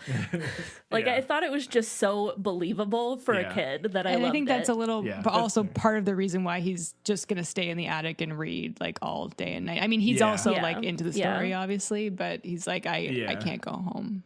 Once we get into Fantasia / Fantastica, one thing we find out right away that I absolutely loved is that the mountains that the rock giant lives in are called the Cheesy Wheezies. Is that because it has holes in it, like Swiss cheese? Yeah, because they look like Swiss cheese. The Cheesy Wheezies. I was so delighted. I was glad that they didn't whitewash Chiron, but I was sad that he was not a centaur. Chiron is absolutely a centaur in Greek mythology, I think. I believe. Yeah. I only know that because of a video game, but yes, he is absolutely a centaur in mythology. Yeah. So I was a little sad that he wasn't a centaur, but I was glad they didn't whitewash him. They didn't whitewash him. Yeah. They did whitewash Atreyu, though. A little bit. I mean, well, he's green, I guess, but like he's very clearly coded as indigenous Native American, and it's like a white kid from California playing him. Yeah. I was a little sad that we skipped out on him not going to retrieve Atreyu. I thought we were maybe missing out on like an entire set piece that could have been interesting. Probably would have been problematic, but like he goes to the tribe or whatever. Yeah. He goes, and they're like very clearly like a plains coded kind of like they hunt buffalo and like live in tents. And, right. Yeah. Teepees or whatever. Yeah. April disagrees. Yeah, so I had this in better in the movie because I liked how Atreyu shows up at the council meeting at the beginning, and he kind of stands up in front of everybody, and he's like, oh, and it's like it's more dramatic, and people are like, oh, a child, yeah, it's more fun. I do miss that we get like any backstory for Atreyu, because that's definitely that's what you get when he goes to his tribe and he talks about like the traditional buffalo hunt, and it's just a more about him. We miss that, but I liked it in the movie because also he gets to say bye to the rockbiter and his friends too. That's not in the book, so I liked it. So the passage of time is a lot clearer in the book. So they describe a belfry, which is, I'm guessing, like a bell tower at his school. Yeah, I think so. And so it rings like every hour. And so every kind of chunk we get through, it kind of denotes the time. So he's like, oh, okay, I'm supposed to be in this class right now. Now it's lunchtime. Now school's over. Now it's like 6 and 7. And it's just getting later and later and later. And it's not as clear in the book. Like he goes up there and then the bell rings and like the school day's over. It's kind of it, you know. I was confused. I thought they were going out for recess that first time because I was like, he's only like been reading for like an hour, right? No, like it's the end of the day. It's the end of the day. Beginning of the I was day. literally thought they were going out for recess, but then the lights turned off, and I was like, wait a second. In the book, I mean, I'm guessing in Germany school days are different because I think that like they leave at like 2 or something. Or 1, and they're like going home for lunch, but that's it. Early. And then later, I think it's explained that it's actually a Saturday. Very small thing, but anyway, it's not important. But I just thought it was, and it's just like when you're getting to the end, it's getting more like dramatic and scary. It's like, oh my god, it's like midnight. Like, you know, he's been there all night, and he's thinking like, oh, my dad's gonna notice like I'm not home, and they're gonna maybe go looking for me. Like, it was much better. So we mentioned the giant spider that tries to eat Falkor. You desperately needed this. I desperately wanted this to be in the movie because when I was reading the book, I was not expecting it, and my reading note was like, boy, I don't know how the movie's gonna do this. And then they just didn't. And you would try. Disappointing. It would have been a nightmare. I would have been really hard to do, and it would. That's something that you could do with yeah. CG or animation a lot better. Trying to imagine like again, they probably would have just done one spider, not the spider that's made of small spiders that turns into. They can't. Yeah. I think they just would have done. We would have got Aragog from. Yeah, we would have gotten like a stationary, a big, or like, the sort spider of from Lord of the Rings, whatever that was called. Yeah. Yeah, Sheila was all animated though, wasn't she? All CGI. Or that's what I mean. She was never because Aragog was actually a puppet. Oh yeah, for it would have looked more Yeah. like that, I think. Yeah, so I was kind of picturing more like Aragog, where it's just like this. It wouldn't have captured it because in the book, like Falkor is in the web, but he's fighting. Like he's giving it the old college try. I hate that. I hate that a lot. I don't like that at all. Okay, so speaking of this scene, so this is the scene where Bastian is reading, and when he sees the spider, he screams, and Atreyu and the spider hear him in their world. Yeah. So it just makes a lot more sense than him screaming at Morla sticking her head out, because like it's just a turtle. Yes. You know? Okay, I was gonna wonder because I was like, that he's scared of a turtle. That I mean, it is kind of creepy, but like it just makes much more sense in the book, and it's an important moment because he has that moment of what they couldn't have heard me, could they? You know, that's like the first. Yeah, did they? Yeah, how did they hear me? The first instance of that. Yeah. And at the end of that scene, as I mentioned earlier, Atreyu actually saves Falkor from Ygrimmel, the spider, because Falkor overhears her say to him the thing about if you've been poisoned, then you can wish yourself somewhere else. And that explains why Falkor feels indebted to Atreyu and why he joins him on his quest, because he's like, you saved me, and now I'm going to be like your steed, and I will aid you in your quest, type of thing. Yeah. So in the movie, he just goes with them because, right? Does he ever? Yeah. He's just like, let's do it. I got nothing else going on. I'm a giant fairy dragon dog. Down like, for whatever. adventure, I guess. But yeah, in the book, there's that definite explanation of him being like indebted to Atreyu. And speaking of Falkor, not that I could literally hear Falkor's voice in the book, but he gave me like more of an Errol Flynn vibe in the book, like kind of swashbuckling and jolly, like based on his dialogue. I don't dislike his voice in the movie, but it wasn't what I was expecting. Kind of a slower, kind of James Earl Jones-esque voice in the movie. Yeah, he's doing more of Mufasa kind of a deep and reassuring kind also, of a voice. Something with Falkor, the puppet's mouth can't move very fast, so I think that's why he has to speak so slowly. Yeah. I think it also tracks though. The slower, deeper just works because he's this big, long, thing. Like he would have like giant lungs. You know, it just makes sense that he would have like a deep, kind of slow voice. His voice is described in the book as sounding like a bronze bell. take that as Oh, what yeah. you will. But it's There's interesting. what size would be the most important question there, because I feel like Yeah. that like varies greatly based on. That's a good point. Yeah. So there's a part in the book where Bastian has to go to the bathroom, so he has to like leave the attic while school is on, and like he's like freaking out about it. And then he reflects how characters in books never have to go to the bathroom, and I enjoyed that because it's never in movies or books. Yeah. I really thought they would put that into the movie. That was the most interesting, like, Bastian scene in the first half of the book for me, was him, like, doing, like, a stealth mission to go down It's to also the a bathroom. great way to just denote real world fantasy world, Yeah. Real people have to go to the bathroom, in stories, they never talk about it. Yeah, I think they try to bring a little bit of that in with the food thing, like where he's like, I got to save this for later or whatever, because it's like the beginning of the journey. But they don't ever really revisit that. Like they never, I don't know. I felt like that they set that up and they don't really ever pay it off. I guess it's more of just building like the sort of showing us like the sort of magical thing, like the sort of inventive thinker that Bastian is, and creative person that he is. But I thought, doing a bathroom scene could have been a fun little twist. So in the movie, Atreyu and Falkor get separated by the storm that is the Nothing. Yeah.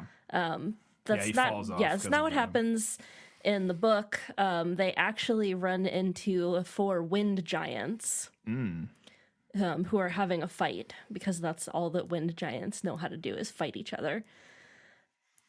Yeah. So they're just like it's almost sounds like a mythologized version of a storm. Yeah, it's kind like of. this is what storms Yeah. are. It's wind giants fighting or whatever. Yeah, and they go in and they try to like question the wind giants about like where the boundaries of Fantasia are and if they can get to the human world.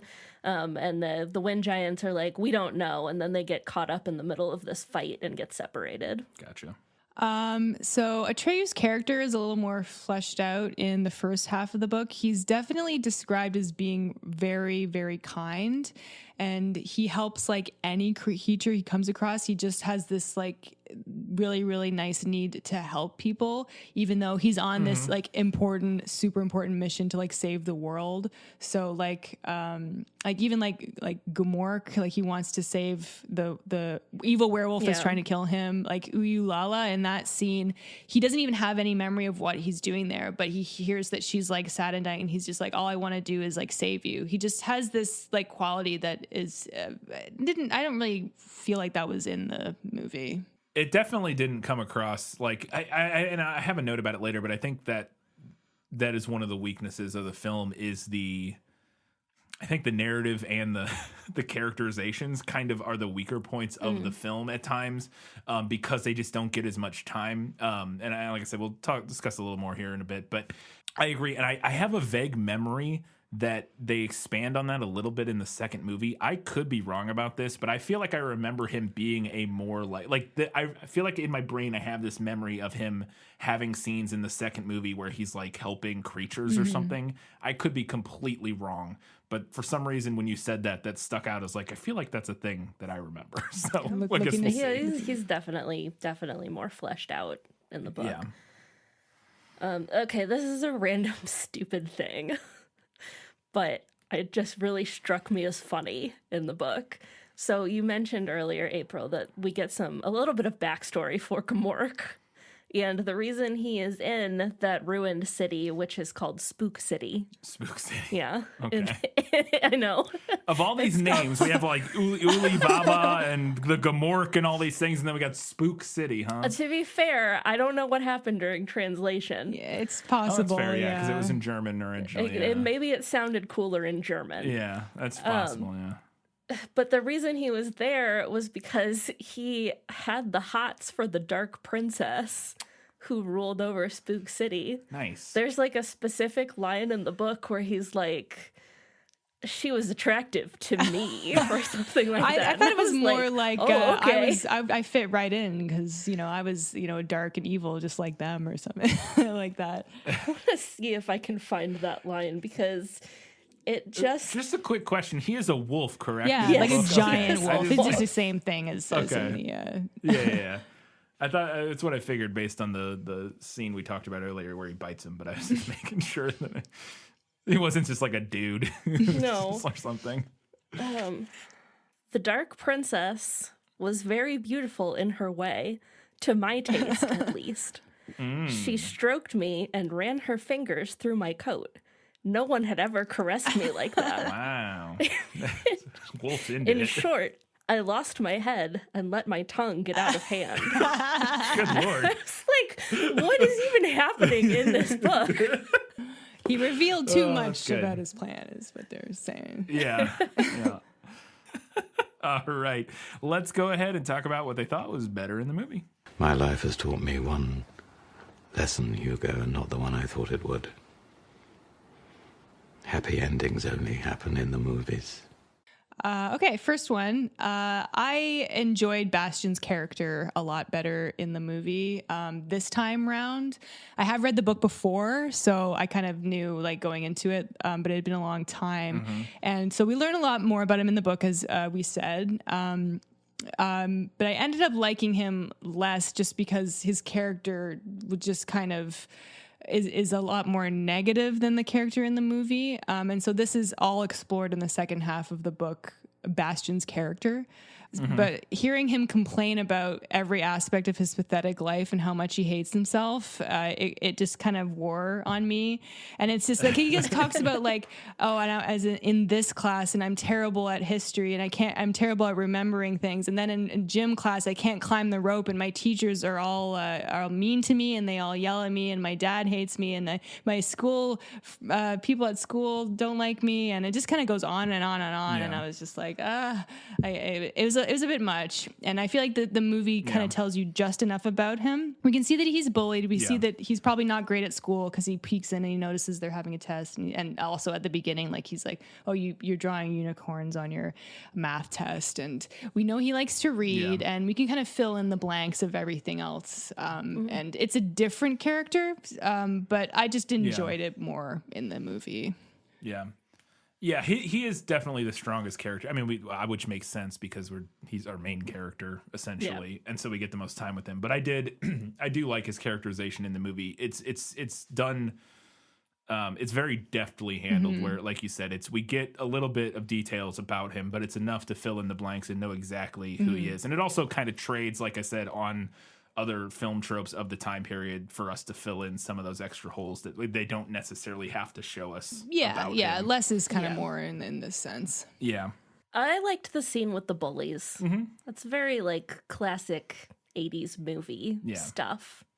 Yeah, It's running down an alleyway, jumping into dumpsters. Dumped in the dumpster. And there's like hay, which was only hay full in of paper paper shreds, not hay. Yeah, it's like that could have been a lot worse. It's like luckily he landed it out back of a tax return place or something, where it's just like shredded paper. Could have It's been like all much there is in the worse. dumpster.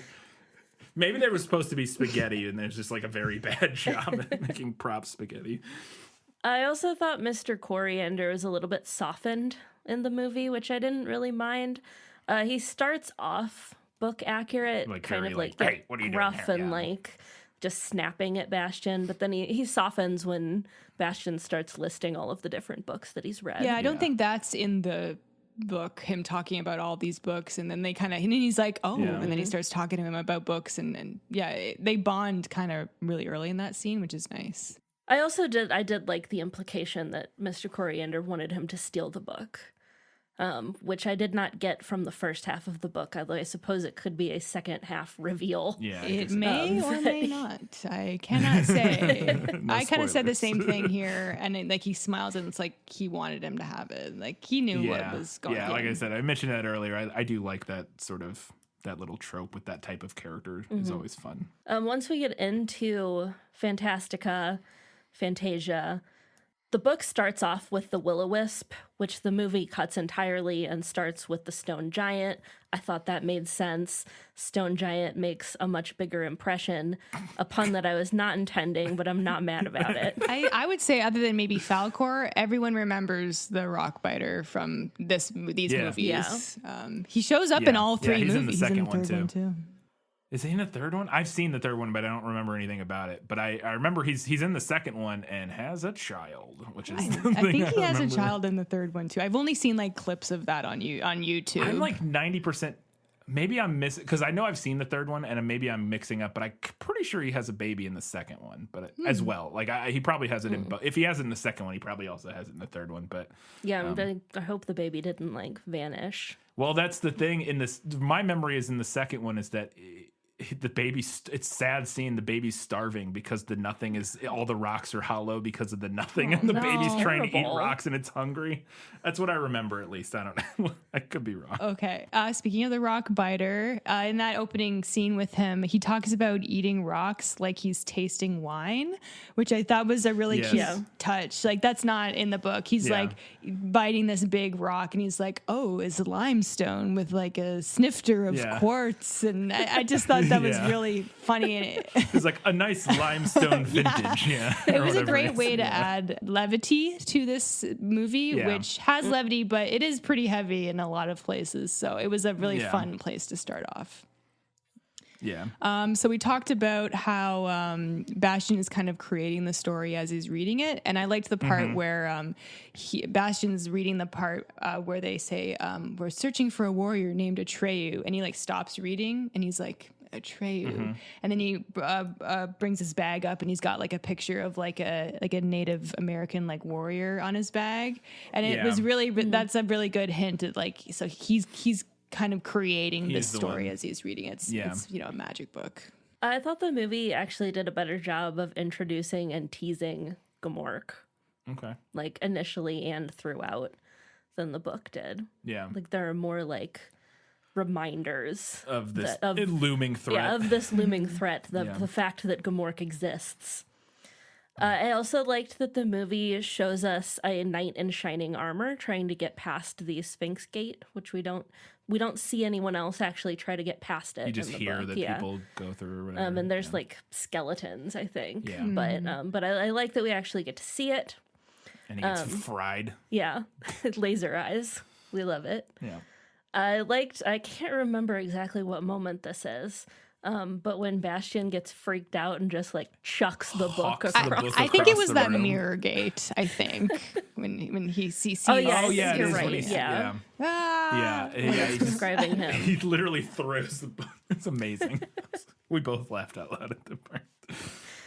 I actually liked that the movie dropped the part about Atreyu having to forget everything in order to pass the final gate.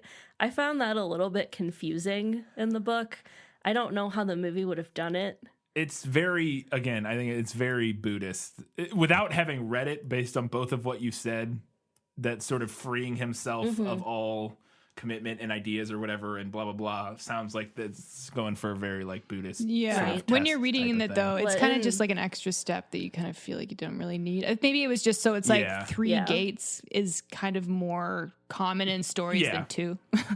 The rule of 3 is you gotta get 3 gates, and we don't have a Dumbledore to show up and explain how he got the rock out of the mirror, so I also liked the callback to the rock biter, the stone giant, having him show up kind of closer to the end, and then the sad reveal that the nothing took his friends right out of his hands. Big, strong hands. So I had that as better in the movie as well, because it's a sad scene. It brings back a memorable character, and in the book, the rockbiter nor any of his friends come back into the story, not even in the second half.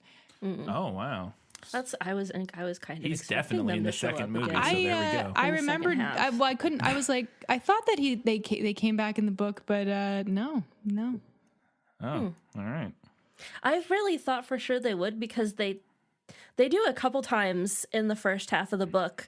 The author will tease like, oh, and this is kind of what happened to this character, but that's a whole other story. Yeah, right. So I thought they might come back. But yeah, that's a device that the author uses throughout the book. It's not. It doesn't. When he says that, it doesn't mean the book you're reading.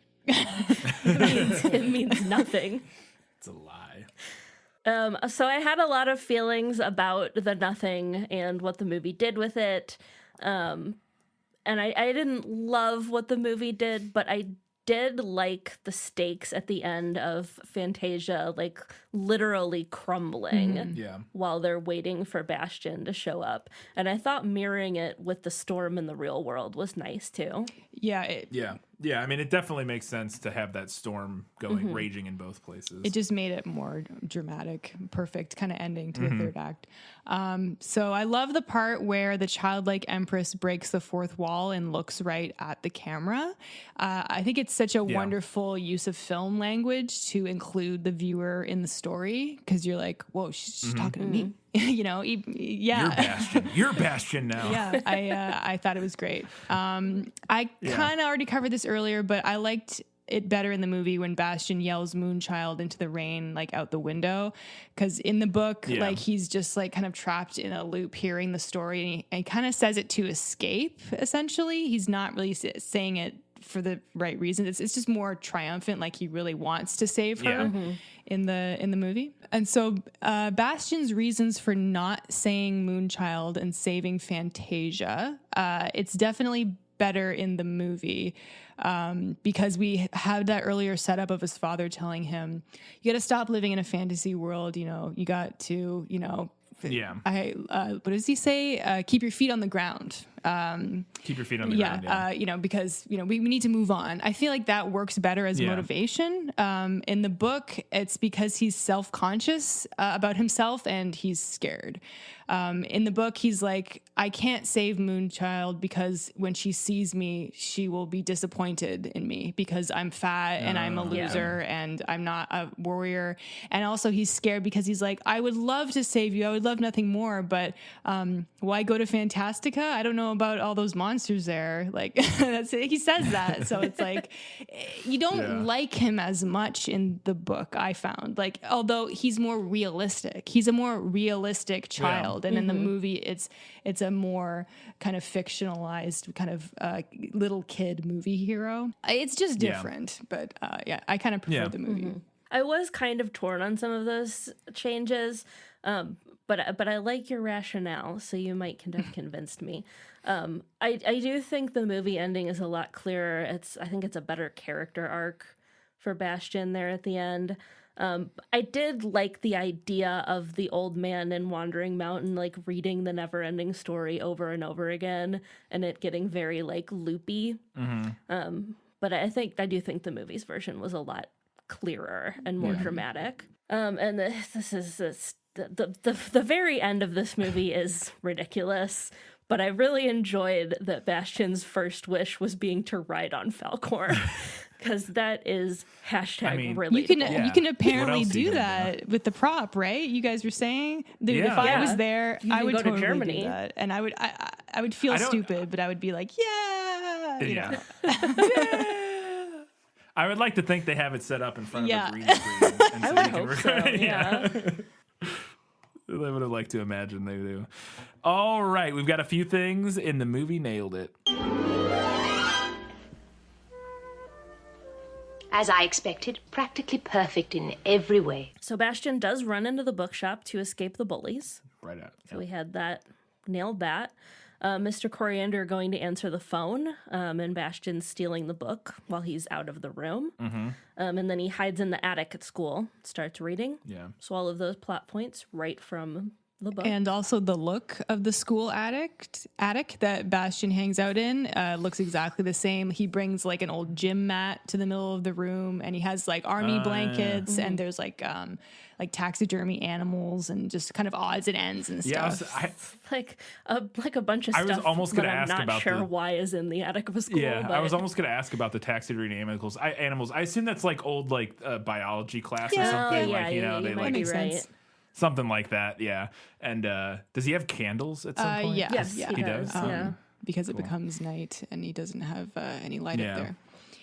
So all the major like creatures pretty much look exactly as they were described in the book. The rock biter, the tiny and the racing snail, the night hob and the bat, and Gamork, and of course Falcor. To me, I feel like they nailed the look. So Chiron giving Auron to Atreyu. That was a thing from the book. We've arrived again at Artax. We got more on Artax singing in the swamp. Nailed it, huh? I mean, pretty much. Yeah. He doesn't talk. No, so but... I couldn't choose which. Like it's different. Yeah. They're both devastating. So like I can't pick one over the other. In the book, he talks, but I don't know if that's worse than Artax just being silent and sinking. I will say though, in the movie, it's slightly less because we haven't been with Artax as long. I remembered us being with him a lot longer in the movie, and then before he dies like 3 scenes in. But in the book, he never comes back to life. So fuck that. Oh no, I didn't ask that. But he doesn't. And not in the second half either. I think I kind of preferred that he didn't talk in the movie. I feel like that you would be in danger of that coming off as kind of like silly. Potentially like ruining that scene. It works in the book. I don't know if it would work in the movie. Yeah. Although that would have been you seen my Black thought, Beauty with Alan Cumming as Black Beauty?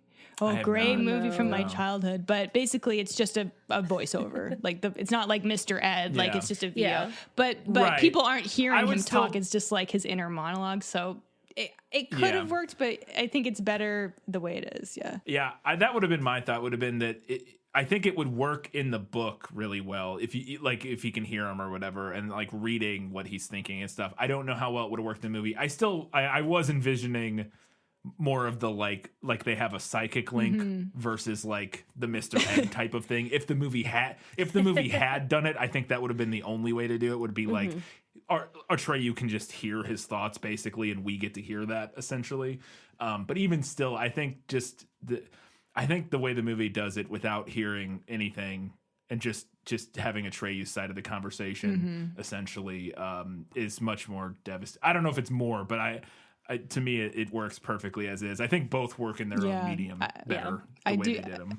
He was a very expressive horse. I felt really bad for like the horse, and like I was like, just remember the trivia. The horse didn't die. Like it's the horse didn't die. I do have a funny story about that scene, and this is like a third-hand story, so take it with a grain of salt. But my friend said that she went to a birthday party as a kid, and they put this movie on, and the scene where Artax dies, one of the kids got so upset that he like vomited at the party. That honestly wouldn't have surprised me. Like that doesn't surprise me because I think one of the reasons I didn't watch this movie much as a kid was because of that scene. I think the reason I watched the second one a lot more is the second one doesn't have that scene. It's just heartbreaking. Like, I mean, and people talk about this all the time, but like children's movies used to have a lot heavier subject matter in them, and now they're just they never have a scene like that in like a Disney movie now or something like that. You know, I don't know. Do you remember in Inside Out when what's his name died? Oh yeah, but I mean, he does sad. Disappear. That's pretty. The imaginary friend.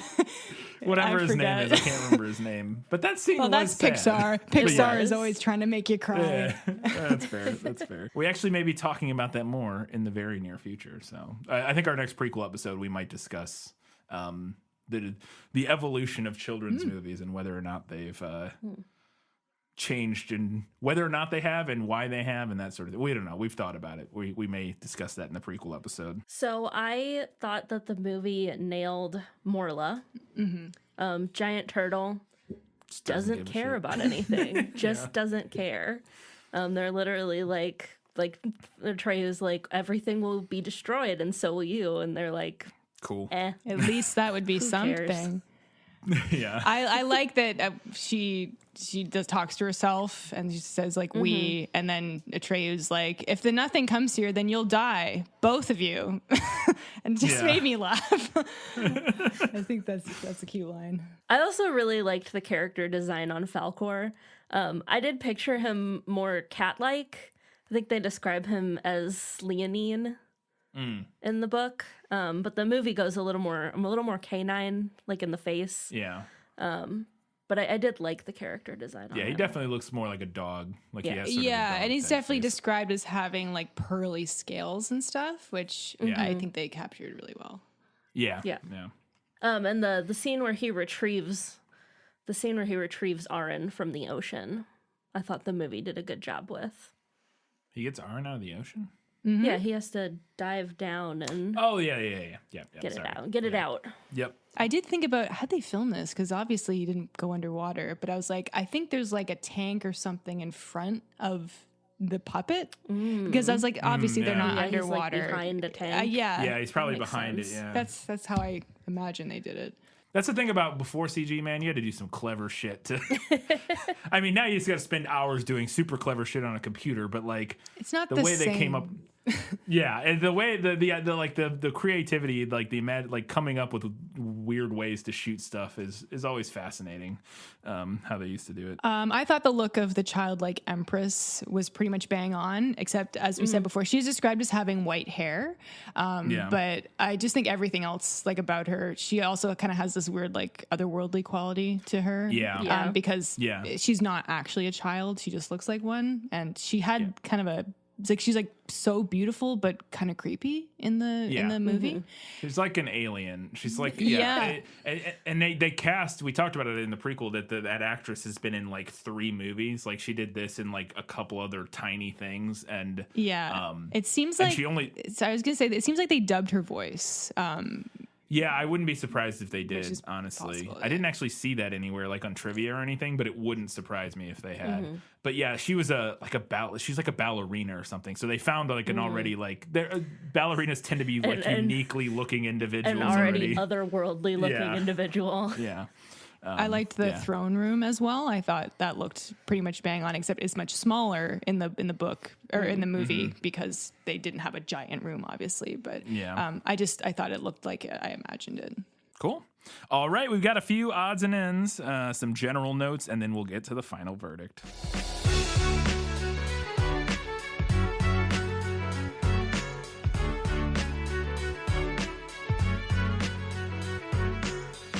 The Neverending Story theme song has been stuck in my head since we watched this movie. It's still there. Yeah, you said I came from work today and you were like, it's been in my head all day. It's been in my head all day. It's a great song. It's a great song. But all I know is the Neverending Story. Yeah. So I'm like... You gotta go listen to it to get them some more lyrics, at least in your head. In my head, I was singing it to the cats today. They were not impressed. To be fair, there's only a few other lyrics in the song. I'm pretty sure. Like that's 90% of the lyrics. I think there's a couple verses, but it's pretty. I've actually never looked up the lyrics. But the song that always gets in my head is the more orchestral song that plays like way more times in the movie. The like da na na na na na na. Yeah. It's all of the music endless. Is fantastic. So good. And it's funny, we did mention in the prequel that in the German version of the film, it doesn't have the pop song in it at all. Yeah, that's crazy to me. Yeah, they only have the orchestral score, which I mean, the American version and the international versions primarily use the orchestral score. They just also have the pop song at the beginning and the end. And I really enjoy the Neverending Story song. I think it's fun. It's a good song. It's fantastic. So that song was actually a huge success. Like it played on the radio. It was by a guy named Lim Hall. Just one name. And he was in the 80s new wave band Kajagoogoo. Wow, is that name from the Neverending Story? It's like a name right out of Neverending Story. Yeah. So they did the song Too Shy, which is a 80s new wave song, which I'm familiar with because I grew up listening to 80s new wave, which is a great song. And he has the most fantastic hairdo you've ever seen. I have seen the music. I did look up the music video after we were watching the movie because I wanted to look up the song. And the music video has 180 million views or something like that. It's like, although a lot of those came after Stranger Things. Yeah, I saw that. People were like, who was sent here from Stranger Things? It's like, come on, people. One of the things you mentioned is that the kid says he read, like he one of the ways he ends up bonding with the shopkeeper is that he lists off all these books he's read. And one of the books he read was Last of the Mohicans, which felt very strange to me. It's a weird choice. I've never read Last of the Mohicans, but he's like a pretty young kid. And from what I know of the movie, that's not like... doesn't strike me as like a kid's book, but I could be wrong. I don't know. I've only read part of it. We read like a selection of James Fenimore Cooper. Yeah. probably in an American lit course. I don't remember. What grade? Like in high school? A little bit in high school. I definitely read some in college. Yeah. See, that's the age range that makes sense. Is high school or college, not like a fifth grader or whatever he is. But sense, like slightly, because he is listing other like classic adventure stories. Yeah. I don't know. And that is like kind of like the Deer Slayer stories. I guess that was like, the idea.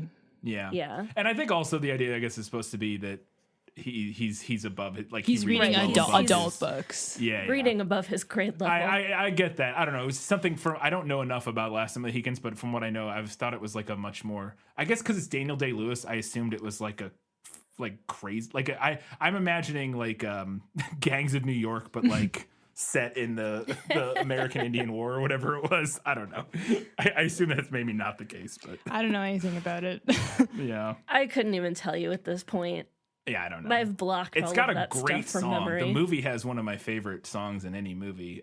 Just like it's called The Gale, I believe. It's a fantastic song in Last of the Mohicans. Anyways. We talked earlier about how you could order a Neverending Story from Etsy. So my friends did that for their guest book for their wedding.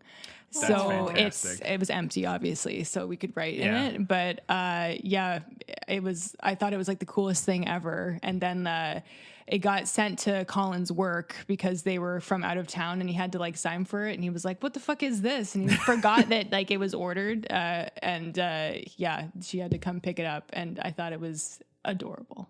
That is really cool. I also, so two things. One, I'm imagining Colin getting a package at work and opening it and seeing just the Neverending Story and being like, is this, what is happening? Like, my time has arrived. My time, yes. Yeah. And on two, I have to hope, and if they didn't, it's fine.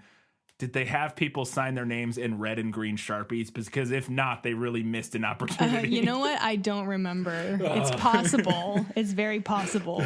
But I don't recall. That's the kind of attention to detail you got. Yeah. I mean, only like, like serious fans would know that. Yeah. But you know who has a wedding coming up? True. I don't know. I feel like, we haven't talked about guest book yet. No, we haven't. That's one of those like little details that you don't think about until you're actually I'm like, not planning. super worried about it. No. So this movie started and I was immediately very concerned because Bastian's dad put orange juice in the blender and then cracked an egg into it. Yeah. And I was like, oh, he's going to add like bananas and stuff and make like a smoothie. And nope, he just blended it up and straight drank it. What is up egg with that? and OJ. I Googled this because you said that and I was like, I didn't see him put the orange juice in it and I just saw the eggs. And I was like, oh, he's just doing like the Rocky thing. He's just like drinking eggs or whatever. I don't think normal people do that. I agree. Yeah. But that's what I was like, I don't know. Maybe he just saw Rocky or because wasn't Rocky a couple. Anyways, doesn't matter. But I was like, he's like, all right, he's trying to get his life together. And he's like, Rocky drinks eggs. I'm drinking eggs. And so I thought that, but then I Googled the orange juice and eggs thing, and apparently that's an Orange Julius. Like, that's what Orange Julius was. Well, I'm like officially never drinking an Orange Julius. Yeah, I don't think modern day Orange lot. Julius, like the chain, No I don't way. think they use the eggs. Well, I probably. thought, I was like, well, maybe he separated the yolk and just put the white in, because you know how you would shake up like egg yolk to make like a whiskey sour or something. But no, looks like it was just the whole full egg. Whole egg. It's just. And with his OJ. Also, a side note, apparently the dad was in a 80s sitcom called Major Dad. And this is not something that I know. This is something that Colin pointed out. He's like, I think that's the guy from Major Dad. I was like, I don't know what that is, but someone listening knows. Yeah, I've never heard of Major Dad. Either. Not even know. It's a little before my time. So I thought he was going to be in more of the movie, but Deep Roy's character, the Tiny or whatever he's called, it was super painfully obvious how dubbed all of his lines were in this movie. And I found it very distracting. I was actually glad he didn't end up being in most of the movie, because every time he talked, I was like, oh God, it's like so clearly dubbed. Yeah. It was painfully obvious. I am not quite sure like what Gamork actually is or how he like came to be, because he's described in the book as being kind of like half human, half fantastican, and he's sent by the Nothing to kill Atreyu, but they never really explain like how that happened. And in the movie he's just like oh, I'm following whoever will have the power, blah blah blah. Yeah. But it just wasn't. I was confused about that. There's never really like. So that's not expanded on at all in the second half of the book. No, Gamork doesn't come back.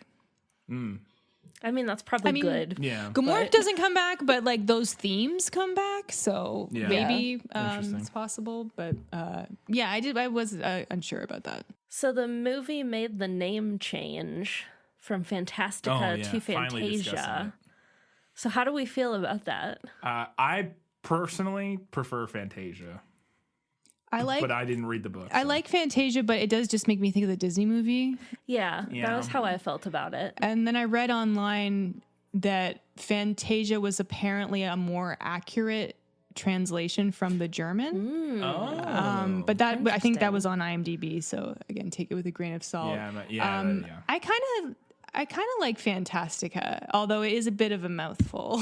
Yeah, I think it is. I do think it's more unique than Fantasia. It is more unique, but just Fantasia just flows. Like it just works. And it also just Fantasia, like obviously fantastical, whatever. Fantasia just works better for me, but it does have the baggage of, being an already popular thing, whereas Fantastica doesn't. So the miniatures and the vistas in this are also gorgeous. There's I assume quite a bit of matte paintings as well. Everything, like all of the art design and the set design and the prop work, everything crafted for this movie is like stunning, and gorgeous and super cool. And we talked about it earlier about how, obviously, if this movie was made today, it would be 80% CG, probably. I don't want to say necessarily, because the most recent, when they redid, when they did the Dark Crystal series, that was still primarily done in the style of the original Dark Crystal. So if the right studio got it, and because I don't want to be that cynical person who's like, well, it would just be a CG shitfest or whatever, but if the right studio got it, I think, and wanted to stay true to it, but wanted to remake it, we potentially could get a modern version that stays true to this very practical use of effects and sets and stuff like that. But odds are it wouldn't be that. Maybe kind of like the new Star Wars, where they're like, we're using some practical things, but also CG. Yeah, ideally you would like to think it would be the kind of mix that you get with something like Lord of the Rings or something, where it is a ton of miniatures and practical effects and real sets and that sort of stuff and on location stuff. Because I think that would be the thing that would be cool, is to go, if you're going to do it nowadays, if you're not going to do a bunch of sets or not going to do a bunch of miniatures and matte paintings and stuff, to just go to New Zealand or something, or go to Norway, or go to some cool country and film like Lord of the Rings did, and just find really cool places to film the movie. But that would require a huge budget, obviously. It could happen though, because this is a big property. So hey, everything, they're remaking everything. So true. Yeah, and I do think that this movie doesn't. I have a note about it here at some point, but I do think that this would work. I'm not saying this should be remade. I know people will be coming for my head saying if I've said it should be remade, but I think there's stuff to work with here that this movie doesn't do amazingly. Yeah. It does a ton of stuff really, really well. But there's other elements that it doesn't. And I don't know. I think you could remake it and do something cool with it. It would just be, the odds of it being not good, I think, are significantly higher than the odds of it being good. Yeah, I think you mentioned the Dark Crystal, the newer Netflix series, Netflix and series. I think if whatever studio had it were to approach it like that, we're where gonna they stayed true to the practical effects, but just used CGI to enhance that. I think it could end up really good. I do think if it was all CG, it would lose a lot of its charm. Yeah. That being said, absolutely. I would love to see a fully animated version of this story. Yeah, that could be cool. In any number of styles. I think whether it was the CGI Pixar style, or more of a 2D animated classically drawn thing. Ooh, or what could be cool? If Leica did it. Leica would be a fantastic choice. That would be... Leica doing Neverending Story is the thing I didn't know I needed until just now. I need it. Because I was thinking what would be really cool and would work really well is Miyazaki That would also be cool. He's not really but like They that, do the studio or stories whatever. like that. Where That's the kind of story that they would tell. It feels like, the Nothing feels like something right out of a Miyazaki. But then he'd probably film. insert a bunch of like warplanes and stuff like that. Yeah. I mean, you got it built in with the bats on hang gliders, so like you're already kind of there. You just got a whole legions of bat hang gliders, and you're like, yeah. I love the shot where the stuffed wolf's head like falls on Bastian as he kind of like trips and falls, and then it like match cuts to Gamork chasing Atreyu. I think that was in the third act of the movie. It was just like, again, like a really, really well use of film language there. Yeah, it was a nice edit. We should probably talk about the fact that there's an indigenous tribe coded set of people in this book / movie. I mean, we mentioned it earlier. We mentioned it. I feel Atreyu? like there's Atreyu, and it's more, I think it's more obvious in the book when we actually go and see like his homeland and his people, and they're very clearly like coded to like a Great Plains type of native people. Well, I mean, the movie makes it clear too, because Bastian looks at a sticker of clearly a Native American hunter or something like that. That being said, if they were going to be more true to the book, then they could have cast anybody and just did the whole green thing. So it was like their choice to kind of go in a more Native American direction, and then still not cast like a Native American actor. Yeah, it still feels and it does feel like even if you're going to go the green skin route, it still feels like they're.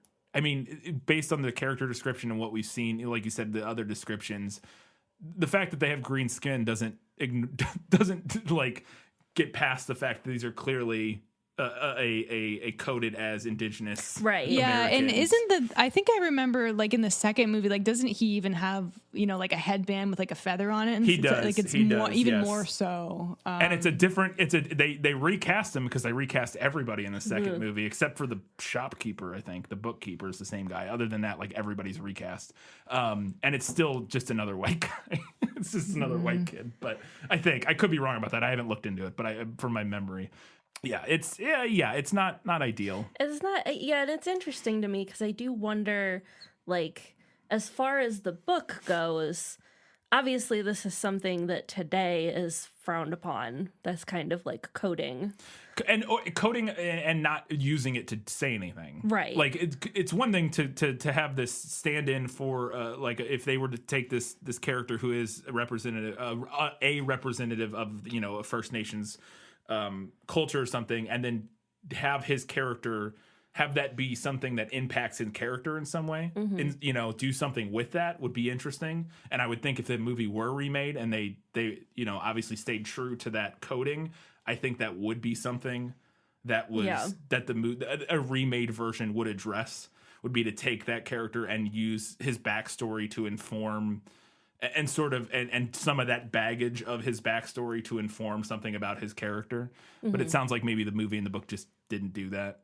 Potentially. It's more just like he rides a horse, like he's a hunter. He's he's a classic hero character, kind of. A warrior, although he doesn't actually use any weapons really in the story. In the second movie he does, but he has like a bow and arrow. But remember, they say you're not allowed to bring any weapons with you. Right. Although, I'm pretty sure in the second movie he uses a bow and arrow, though. I could be wrong. He does but stab Gamork with a rock, but Yeah. It was do or die. A sword-shaped rock.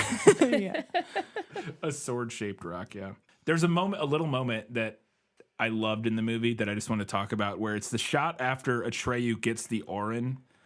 He gets the Orin from Chiron, I guess it is. And it cuts back to Bastian, and he's sitting there reading, and he smiles, and then he sets his fist on his chin to like keep reading. And that little moment made me smile because it so perfectly captured like the best part of reading as a kid. Like that moment when something happens and you just smile and you're like, oh yes, and you like keep reading. Like the performance in that moment was perfect.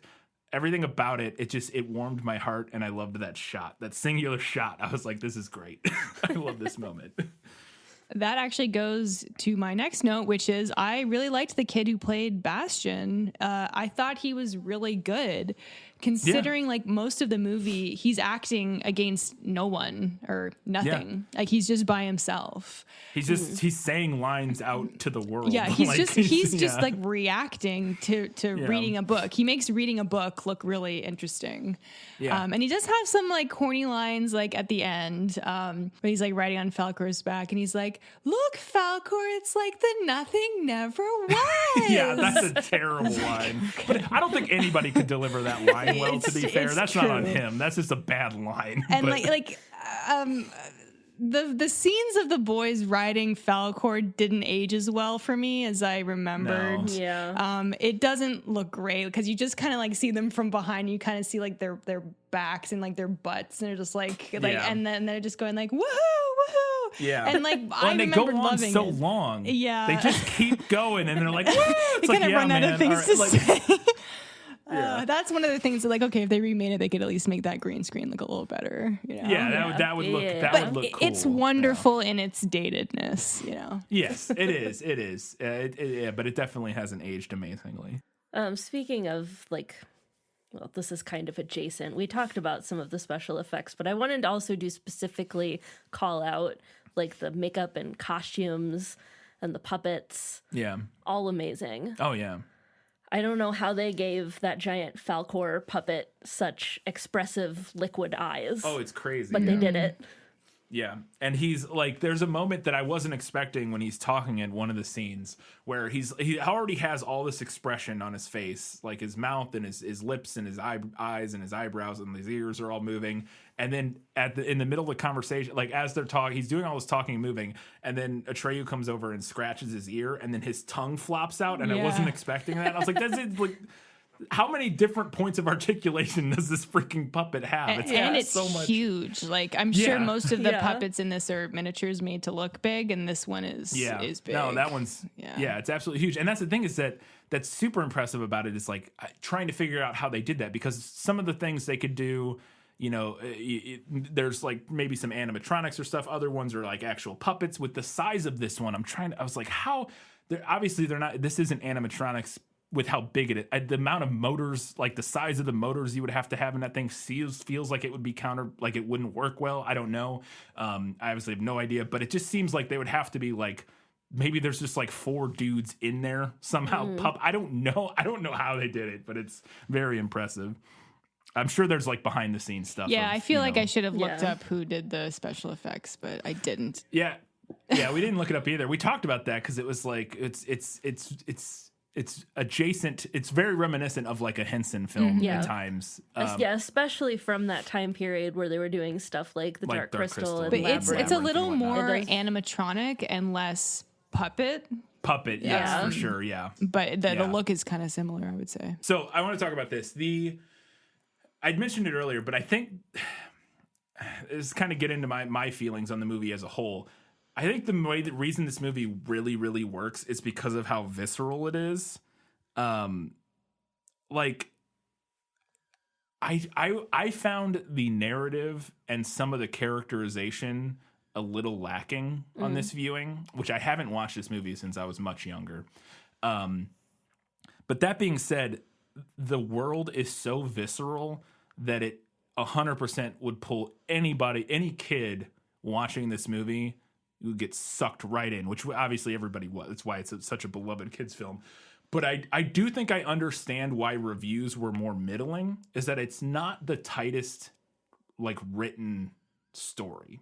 Yeah. Like, it doesn't, it works, like, it overall works, and it works in, like, broad strokes. Like, it's sort of like, it's sort of like squint your eyes and just kind of look at it from afar, like, the story works. But, like, I felt like getting into, like, the actual point-to-point narrative flow didn't add up to me in a way that I thought it might. It felt more disjointed than I thought it was going to feel upon rewatching.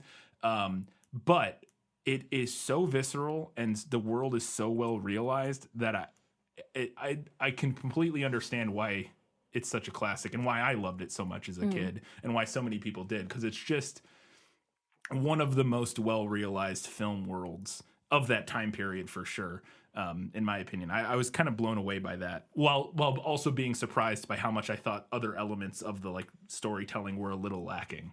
Personally, I don't know. Thoughts? Yeah, but I think they were handcuffed by a couple things. One of which was like technology constraints, like having to cut some certain things and like change things because they just couldn't do it. For sure. And also just like, time constraints and the fact that they're adapting half of a book. Right, yeah. And not, so they kind of had to like glue together an ending. I will agree that sometimes the pacing seemed off. Like sometimes it seemed like it was moving too fast and other times it was moving too slow. Because it's too short. Back then movies, they weren't allowed to be 2 hours if it was a kid's movie. Yeah. Nowadays, this movie would probably be like 3 hours for just the first half of the book, It was also just the movies in the early 80s had a different, like I said, pacing to them, especially kids' movies. And so that's like a slightly dated thing about it. It hits all the right beats, but I do feel like sometimes I was like, oh, we're already here. Like yes. it seemed to move that was weirdly. In the beginning was huge to me, was like, oh my God, we're already Artax dies in the first 30 minutes of this movie. Like that blew my mind. And I was like we passed the Sphinx's gate and I'm like, there's only half an hour left or something. I was like, what? It's too short. Yeah, definitely too short. Because that was one of my other notes that I had here, was just that the kid who plays Atreyu does a great job. Like, I think he does a really, really good job. He was nominated for several like awards for his performance. I think he's fantastic, along with Bastian. But I think he really, Atreyu, since he is like our main character in Fantasia, we mentioned a little bit before, just I needed more backstory for him. I didn't know anything about him, and like I felt like I wanted something to attach some more, like, you get what you need, and especially for a kid's movie, they're gonna just latch on to him anyways because he's a cool kid with a horse. Like, I'm in. That's all I need. But like, I would have liked if we had a little bit more of his backstory and like where he was coming from and what his arc was gonna be. Like, like where he was going. We just kind of jump in and he's off on his journey, and it works. It's just, I think if this again. And if it was 2 hours long or even an hour, whatever, I think we'd get a much more fleshed out version of the story, which would I think would help in some elements. Yeah. I have a little note about the guy who did the electronic score. So he wrote the theme song, Giorgio Moroder, who is a very famous film composer and music producer. He's done tons of film scores, but he's probably more famous as a music producer. He is known as the father of disco, and he's done tons of electronic music produced albums. He's produced songs for Donna Summer, Cher, Blondie, David Bowie, my favorite band Sparks, and many, many more. So I just want to throw it out. He's like a huge deal. And it's pretty big. He did the score for Scarface, that might stand out to you. So that's kind of like that kind of electronic, kind of 70s, 80s electronic music sound. And he was very, very influential. Cool. So, yeah. I had never heard the name. Didn't stand out to me. Like, it wasn't one of those names that jumped off the page, but that's interesting. I mean, that's a who's of artists of the day. So, So the Ivory Tower. I didn't know if you were going to skip this note or not. Just go the for it. Ivory Tower throne room. And the Ivory Tower itself, maybe a little bit. Yeah. Even the Ivory Tower itself. Strongly vaginal. Yes. I mean, it's not subtle at all. They walk in and the designs on the walls are. I mean, it made me think. I was like, with between this and the Sphinx, I was like, did what's his name work on this film? The alien guy. Ridley Scott? H.R. Geiger. H.R. Geiger. I was like, because a lot of his designs are very like sort of sexual and based in genitalia and anatomy and that sort of thing. I do think like in the book it's described like that, but this is described more as like a flower, like a magnolia kind of flower bulb kind of. Yeah. Well, and the tower itself does look kind of like a flower, and like a I don't even know what kind, but it does look like a more generic sort of flower. Mm-hmm. But what we both noticed is inside the throne room, the designs on the walls are literally just. I'm gonna go back and look. Like literally, like there's a shot behind when Atreyu walks in. If you look behind Atreyu on the wall, I was like, I don't know what else you would possibly read that as. I don't. Literally just female genitalia. Yeah, it's something that I definitely never picked up on as a kid. It's one of those things that would go over a child's head. Yeah, absolutely. It was very strange though. It was interesting. And I just feel like, especially with that particular scene, like it's a Atreyu going into the throne room to meet there's a weird implication. There's some very strange implications. It's a weird implication. But it is also the place where Fantasia is rebirthed from at the end of the film. I suppose. Right? Because doesn't pretty much, yeah. Like kind of, well, I guess like doesn't he end it because he's in that they're in a void kind of at the last yeah, that's scene. right. They're kind of in like more of a void. No, never mind. I don't know if it works, but that's probably what they were going for. I don't know. Who cares? It's weird. It's interesting. It's a very German choice. That's all I'll say. There's a lot being said. A lot going on there. My last note that I had for this section is that, and I don't know, hey, April, have you ever seen The Magicians, the TV show The Magicians? No, I don't know what that is. Okay. Well, I don't want to spoil. Well, I guess I have to spoil it. It's okay. You brought it up. I did, yeah. The ending of I just realized watching this that the ending of The Magicians is literally the ending of the Neverending Story Part 1, at least, where the world is destroyed and it is rebuilt from the memories and like wishes and dreams of the people who once inhabited it or whatever, like, or a person who, in the instance of Neverending Story is a Bastion who's, read about it and created it in his mind or whatever. But am I wrong? Am I crazy that's exactly what happens at the end of... At least that's what happens at the end of the TV show. We haven't read the books. We don't know about the books. But The Magicians is like a hodgepodge of a lot of different pop culture and fantasy influences. Yeah, so it's a lot of Harry Potter mixed with a million other things, but it's actually pretty. It's a fun TV show. It's like a 4 or 5 season. Is this like a new show that's on now? No, it just finished this year, 2020. It was its last season. It ran for 5 seasons on Sci-Fi, and it was it's based on a book series, and it's basically just about like it's a kid it's like college magic school basically is how it starts. It's like these kids go to magic school in college versus like primary school, but then it branches out crazy from there and goes all kinds of places, but it's very inspired by like lots of different like fantasy. Yeah, it's primarily Harry Potter and the Chronicles of Narnia. Yes, but there's a lot of different like hodgepodge of stuff, and the ending of it does very much remind me of the ending of this. It's interesting.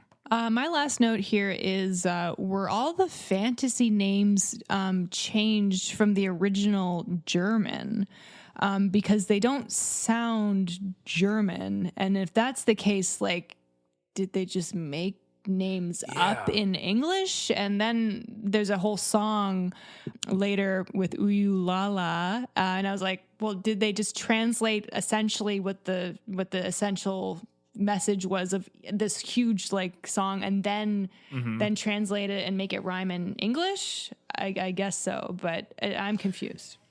I mean, I think they would have had to translate and then rewrite to rhyme. Yeah, I don't know how else they would do it. Because it is interesting, because I thought about that earlier when you said like, oh, Fantasia is maybe a better translation from the German. I was like, well, what the heck are the rest of these then? Like, what are all these other names? Because like none of them sound German or anything. Yeah. And I was wondering like, well, maybe they're just what they were in the original, and he wrote intentionally not German. Like, quote unquote fantasy names that are just like sort of more generic. I mean, definitely some are just like, like Enjiwook or Urgal. That could kind of be any language, I guess. Yeah, and I feel like that's the case for some of them. Or some of them remind me of like almost like a Nordic. Mm-hmm. Yeah, they kind definitely of like have the a ones feel. the ones that start with like Y and Arugula. It's almost. I almost said arugula, and then I was like, wait, no, not arugula. Whatever that spider was called. Urgle? No, what was it? Urgle Fergle. I don't know. I don't remember. Not arugula. Yeah. But yeah, that is interesting. I would be interested to see what the names were in the original if we have any listeners, I think we do have at least one German joining us from Germany.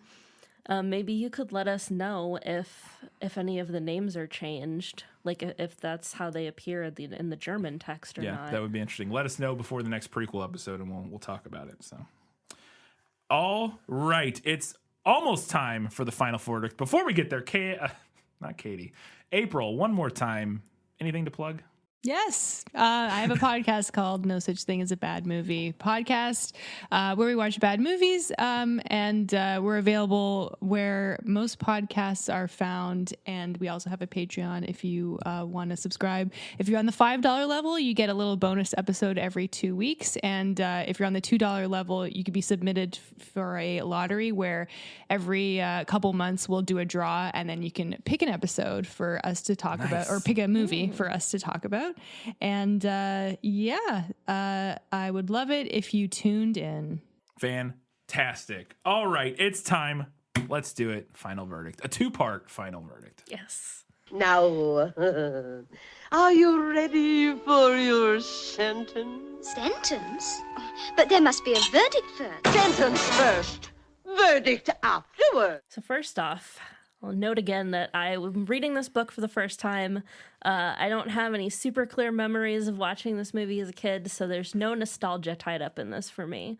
And I'm not always able to give such a pure verdict. I enjoyed the movie. I thought it was fun. I thought it was engaging. I really liked that it was a smorgasbord of practical effects and makeup and costuming. I really enjoyed that I could tell that Falkor was a giant puppet and not just CGI. Nothing against CGI. I think it's easy to overdose on it, though. And I also just like figuring out how practical effects were done. I think that's really interesting. Mm-hmm. That said, I think I'm going to call this one for the book, keeping in mind that I haven't finished the book yet. So it's entirely possible that I'll hate the second half and want to change my mind on this one. We will find out in 2 weeks' time. You're calling this one for the first half of the book. I'm calling this one for the first half of the book. But I really liked being privy to Bastian's inner monologue. I thought that Enda did a good job of capturing childlike fears and anxieties, as well as the joy that comes from reading a book as a child, which is something that unfortunately can't quite be replicated as a crusty old adult.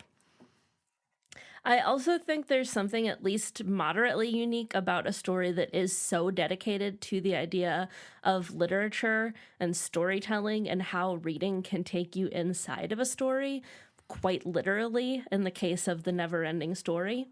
And for me, some of that meta-narrative is lost just by the very nature of changing the medium. So for those reasons, I'm giving this one to the book. All right, April, your final verdict. Okay. Well, honestly, I think both the book and the movie are great. A lot of things in the book are different from the movie, but not necessarily better, just different. So I couldn't necessarily think one is better than the other. The movie obviously had budget constraints and it limited its ability to show certain scenes and certain creatures. And while I do like that we get more character development in the book for Bastian and Atreyu, I'm going to give it to the movie, and it's pretty much mostly for nostalgia. I watched this like hundreds of times as a kid, and just hearing like the music, it just like brings a tear to my eyes. It has a very emotional effect on me, and I don't know if this happens to you guys, but like if I like watch something or hear like a movie like from my childhood, it doesn't have to be like happy or sad. It just like has this like emotional effect on me just because like you heard it. I guess that's what nostalgia is, right? Just this like remembering of something that was like really important to you or that you just like watched a lot. And the music is just so good, and the book can't duplicate the music. So I'm giving it to the movie for the first half. Split decision. I don't Yeah, we'll see about the second half, but we got a split decision for the first half, which is exciting. We could satisfy everybody on this podcast this time. We don't have nobody will be upset. we get to go both ways for it. But no, that's both really well argued points on both sides, and I've never read it, so I can't weigh in. But from what you said, I think both of you had a lot of merit to what you said. It was a very fun and interesting discussion. Before we get to our up next, just want to remind everybody you can support us on Patreon at patreon.com/thisfilmislit. Support us for $2, $5, $15 a month. Get different things at each level. That would be super fantastic. You can also follow us on social media, Facebook, Twitter, Instagram, Goodreads, all those different places.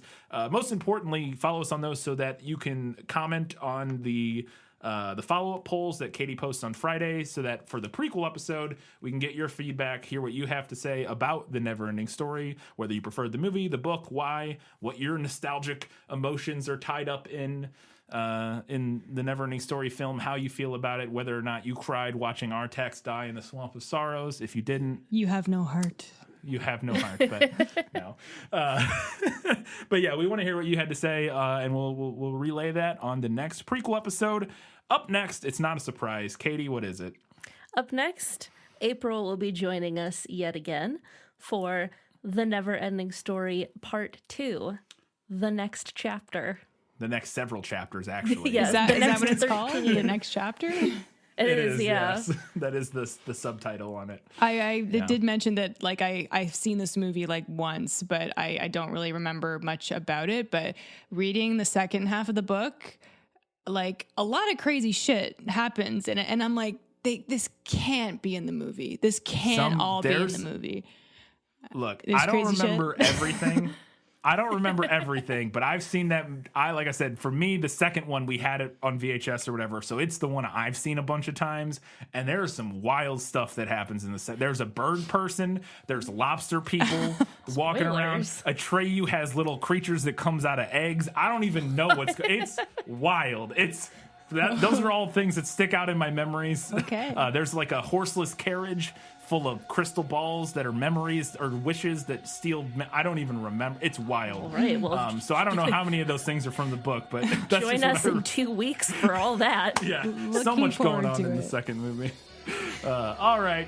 Come back in 1 week's time for our prequels episode, and in 2 weeks' time for our discussion of the Neverending Story, the next chapter. Until that time, guys, gals, not binary, everybody else, keep reading books, keep watching movies, and keep being awesome. Nailed it, April. Well done. Well done. All right.